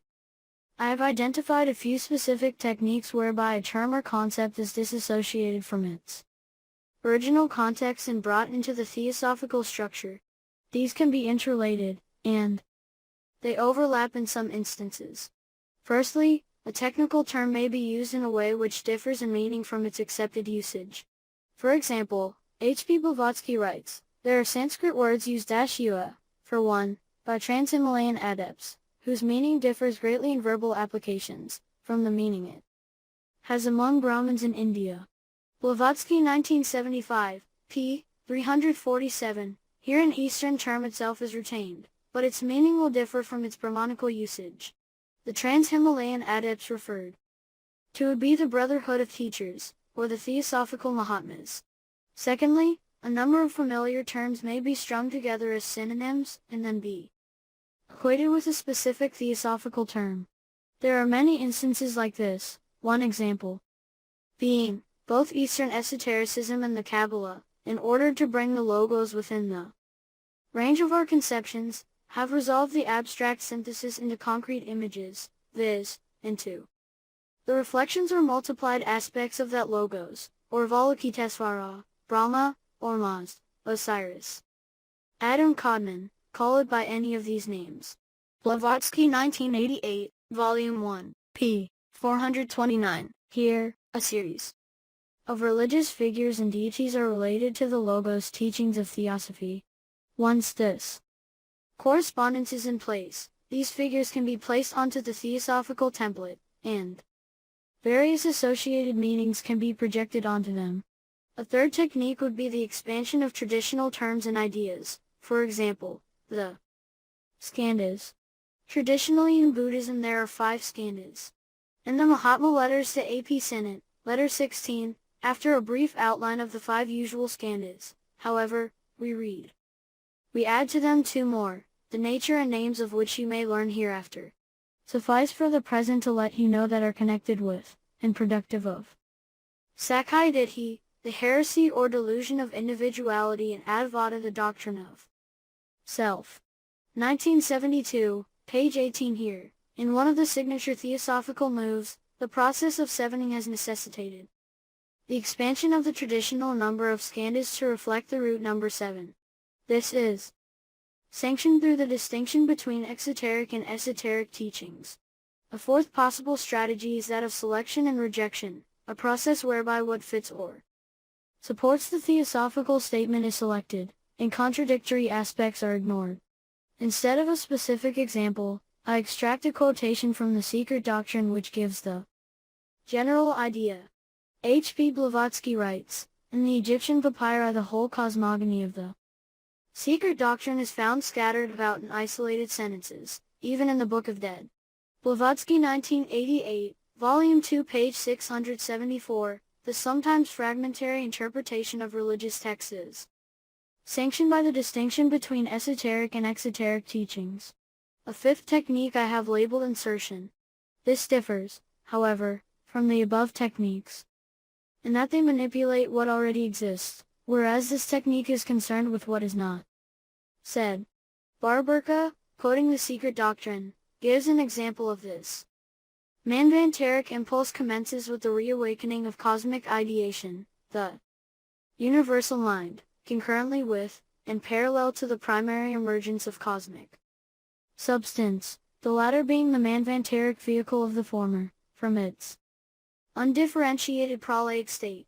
Then, absolute wisdom mirrors itself in its ideation, which, by a transcendental process, superior to and incomprehensible by human consciousness, results in cosmic energy, Fohat, thrilling through the bosom of inert substance. Fohat impels it to activity, and guides its primary differentiations on all the 7 planes of cosmic consciousness.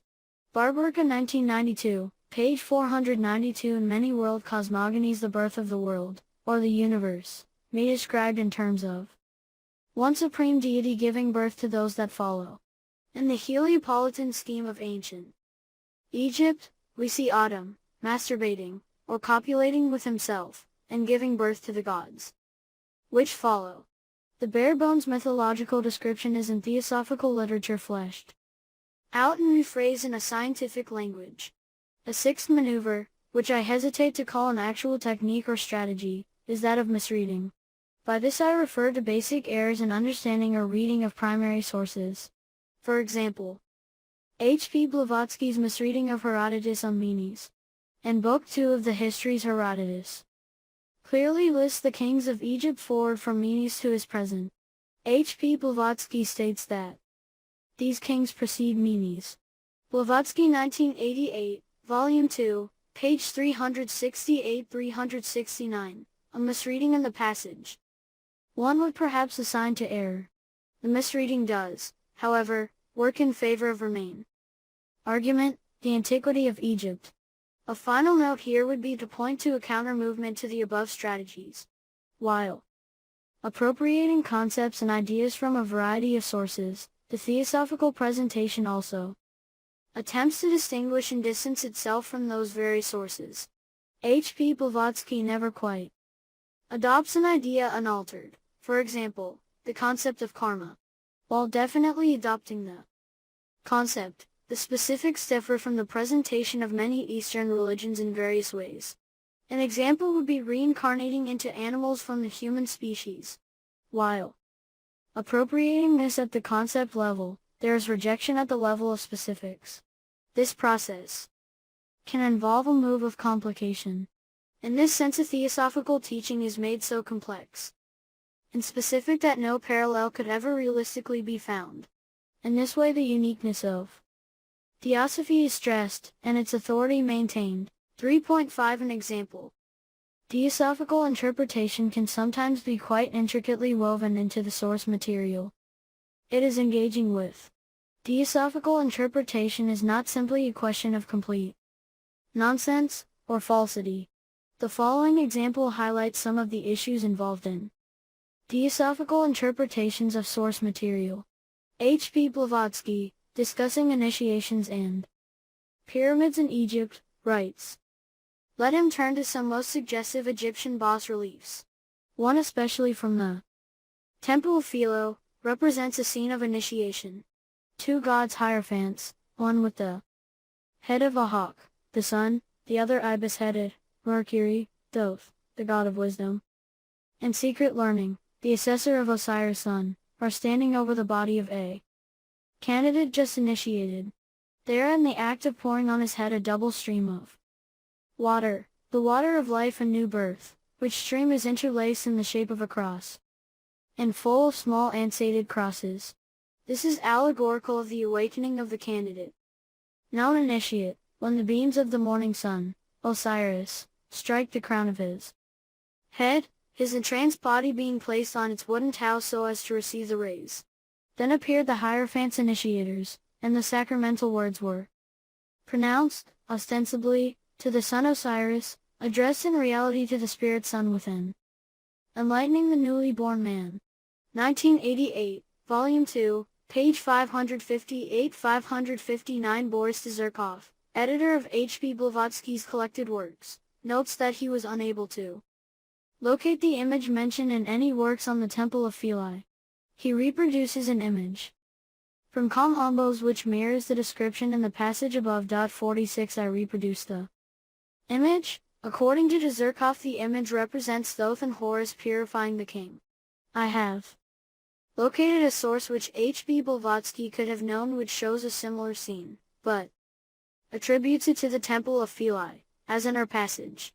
In the description to Egypt 47 published from 1809, one can find the following image. This image is commented on again in Blavatsky Collected Works 14, where she writes, the candidate is between two divine sponsors, one Osiris sun with the head of a hawk, representing life, the other Mercury, the ibis-headed, psychopompic genius, who guides the souls after death to their new abode, Hades, standing for the death of the physical body, figuratively. Both are shown pouring the stream of life, the water of purification, on the head of the initiate, the two streams of which, interlacing, form a cross. 1985, page 148. H.B. Blavatsky suggests that priests of antiquity adopted the names of the gods they served. 48. That this scene presents only human participants is possible in the theosophical reading of the relief.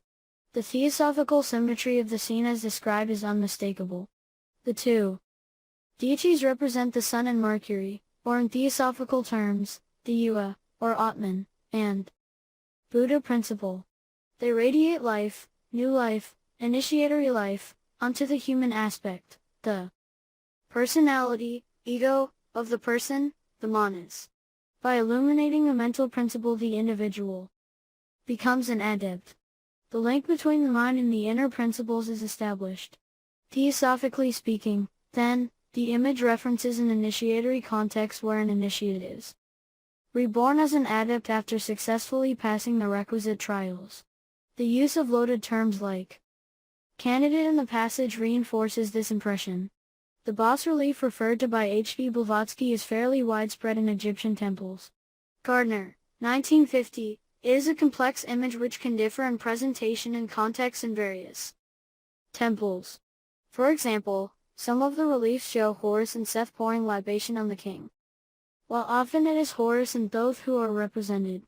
Some of the images show the poured water as being represented by Ankh, life, symbol alone, while other reliefs show the Ankh symbol interlaced with the symbol for divine power.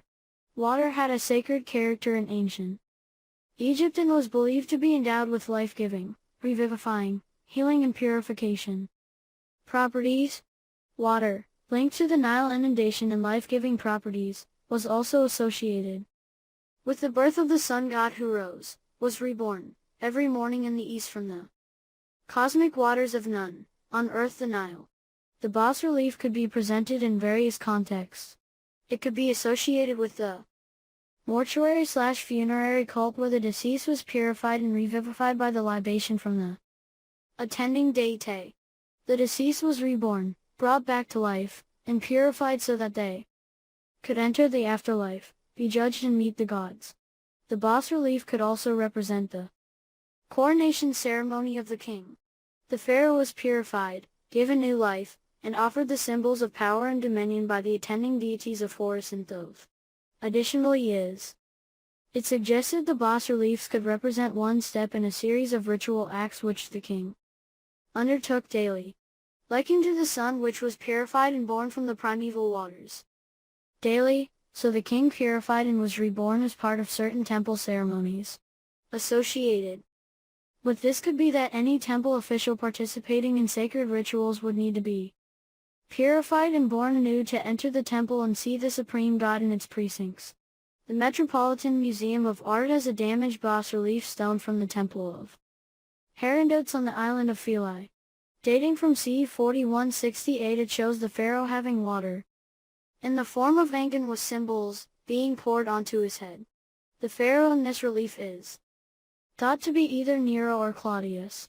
On a superficial level of basic detail, one could point to similarities between H.B. Blavatsky's interpretation and that of Egyptology. Both see a scene of initiation, rebirth and new life. While H.B. Blavatsky does not mention it in her extracts, I feel Theosophy would have no problem reading Pharaoh for the candidate receiving the purifying and life-giving waters. Although she does not mention the was symbol of dominion and divine power, not all reliefs have this additional symbol displayed. On a contextual level, however, Theosophy and modern Egyptology begin to part ways. Theosophy has content-specific details of initiations, involving aspects of the human being in heightened states of consciousness and knowledge. The concept of initiations in Egyptology is a contested one. Even where admitted, they bear no relation to theosophical perspectives. Recontextualization is a fundamental tool of theosophical interpretation, and it is at this level that theosophical perspectives begin to break down. A strategic and selective reading of a text also typifies the nature of the theosophical engagement with religion of ancient Egypt. 3.6 An alternate perspective.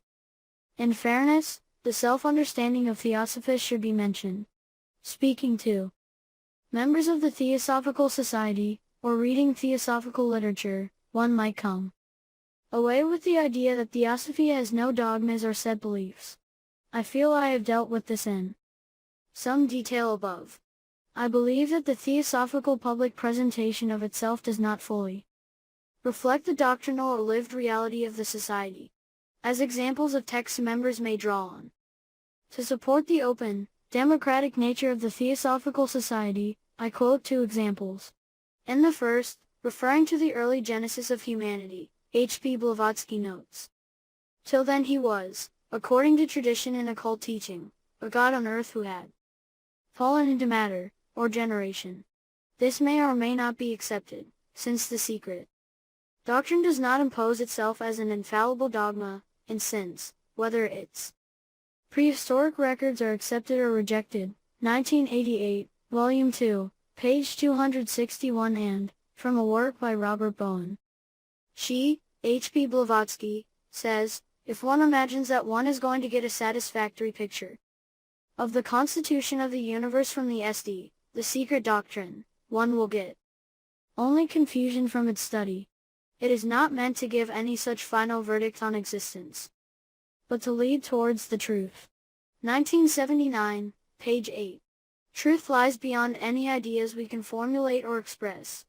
1879, page 9. Come to the SD, she says, without any hope of getting the final truth of existence from it, or with any idea other than seeing how far it may lead towards the truth. See and study a means of exercising and developing the mind never touched by other studies. 1979, page 9. The first reading seems to be a play on words. Theosophically speaking, the esoteric teachings are true, indeed they inevitably must be given the authority of the source, the Mahatmas. They are, however, not imposed on anyone. That is, one is free to be a member of the Theosophical Society, and not accept the theosophical teachings.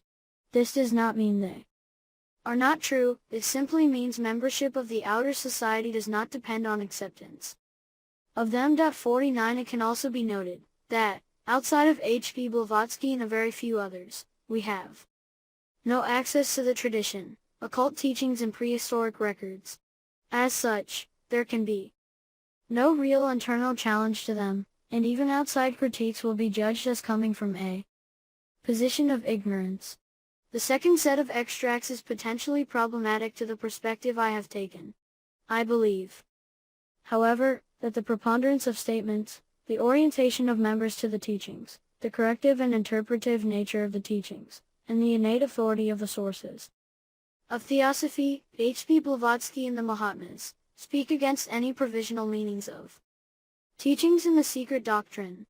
If the secret doctrine was, in fact, intended primarily as a textual meditation technique, and not a body of knowledge, its constant references to, and polemics against science, and its essentially corrective nature, seems out of place.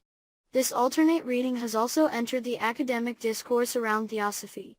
Kraft can right, but they, the Mahatmas, are not, Blavatsky emphasized, infallible or all-knowing.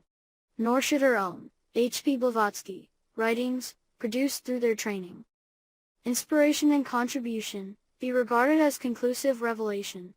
Kraft, 2002, pg. 155. Compare this, however, to Santucci in the Theosophical History Journal, an extract of which I have already produced above. Any discussion of a theosophical teaching, especially one as important as this one, must include the role of Blavatsky in Theosophy. There is little doubt in my mind that most assumptions about Theosophy center on an ideology surrounding Blavatsky. She, as the prophet of the Master or Mahatma, is the sole source of theosophical philosophy. All others who follow her are commentators at most. Because of her special relationship with the Masters, as claimed by Theosophists, and her unique insight, the underlying panoptic wisdom of the teachings that she had revealed can be substantiated by both Western and Eastern philosophy, religion and science. Or to paraphrase, the ancient wisdom is proclaimed ex cathedra by Blavatsky with proof located in the fossil remains of a vast empire of facts and data located in the Athenaeums of West and East, all comprising truth as it really is, not what it should be. 2007, Volume 13, Number 4, Page 1 of these two readings of H.P. Blavatsky, that of Santucci rings true.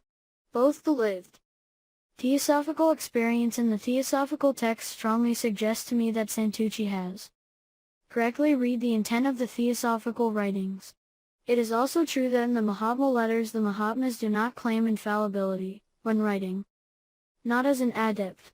1972, page 83, 178, the implication is that the Mahatmas, despite their advanced spiritual standing, can still act and err as ordinary persons.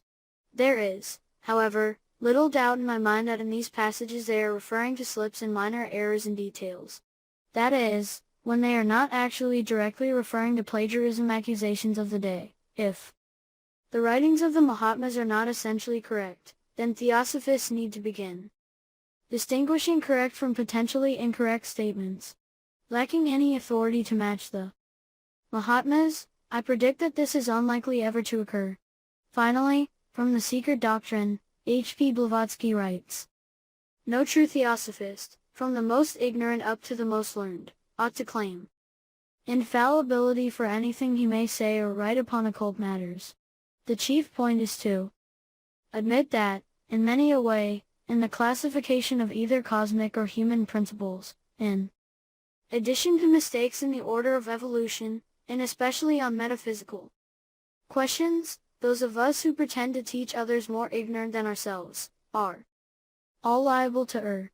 Thus mistakes have been made in Isis Unveiled, in esoteric Buddhism, in man, in magic, white and black, etc., etc., and more than one mistake is likely to be found in the present work. This cannot be helped. For a large, or even a small work on such abstruse subjects to be entirely exempt from error and blunder, it would have to be written from its first to its last page by a great adept, if not by an avatar. 1988, Volume 2, page 640. I have raised most of my counterpoints to statements of this nature above. If there are errors in this work, who is able and authorized to detail them? What is the nature of the errors contemplated by H.P. Blavatsky, minor details or fundamental ideas? If the Secret Doctrine, which was checked by the Mahatmas in a work released under karmic and cyclic law, can contain errors, we must know the nature of these errors. How are errors going to be checked? When access to source works and personages are restricted, H.P. Blavatsky is caught between two worlds, the scientific and the esoteric. She attempts to meet the criteria of science, hence the nods towards fallibility, as she is, however, also rooted in an occultistic discourse of revelation and authority. Her works are characterized by a sense of infallibility. I believe that placing the Secret Doctrine exclusively into one or the other camp exclusively does injustice to the work. Any alternate reading of Theosophy to my outline would simply be in opposition, or potentially complementary, to mine above. It would not negate it. The extracts I have drawn from the writings of H.P. Blavatsky would need to be explained by proponents of any such alternate reading. 3.7 Conclusion. Despite its protestations, Theosophy can be clearly identified as a religion and as functioning in religious ways. 50 In various ways, the society attempts to distinguish between its teachings and those of other religions. This distinction, rooted in an esoteric/exoteric polarity, can be reflected also as true and untrue or complete and limited depending on the context. Theosophical teachings, rooted in the authority of the Mahatmas and H.P. Blavatsky's special relation to them, are presented as being true, that is mirroring the actual workings of nature. The outer society does not require acceptance of these teachings. Access to the inner society, however, would be unavoidably linked to the acceptance of these teachings. Theosophical statements are content-specific, that is, they are not vague general statements, open to a wide variety of interpretations. H.P. Blavatsky left voluminous writings that clarify and explain many of the basic teachings of Theosophy. Owing to this content specificity and the charismatic nature of the author, Theosophical statements, especially in the secret doctrine, are viewed as definitive and indisputable by members. The secret doctrine itself is the supreme attempt of H.P. Blavatsky to establish Theosophy in a variety of fields, ranging from the scientific to the religious and philosophical. The work is a grand synthesis which attempts to insert an already existing theosophy into each of these fields of knowledge. For theosophists, Theosophy, in addition to being a body of teachings, also presents a hermeneutical method of interpretation. Theosophical scholars apply the underlying theosophical assumptions of a perennial philosophical tradition, to which they have unique access, in order to interpret religious traditions around the world. From an academic perspective, the secret doctrine appropriates the authority of these various religious traditions. Interpretation is an act of domination and appropriation. Various techniques are used by Theosophy to insert and create content in the world's various traditions and other fields of knowledge. Underlying these techniques is a distinction between esoteric and exoteric and a functional and structural strategy of comparison of any tradition against the Theosophical template. In the following 2 chapters, I examine how H.P. Blavatsky, in The Secret Doctrine, engages with the Egyptian religion on 2 topics. In Chapter 4 I examine how the theosophical conception of the human being is related to the Egyptian conception. In Chapter 5 I review how this process of insertion and appropriation is undertaken in relation to the afterlife as presented in the Egyptian religion. Theosophy presents itself as an interpretive method of uncovering actual meanings and truths obscured in world religions. In the following chapters, I examine the extent to which this is a valid method and what the results of this method are.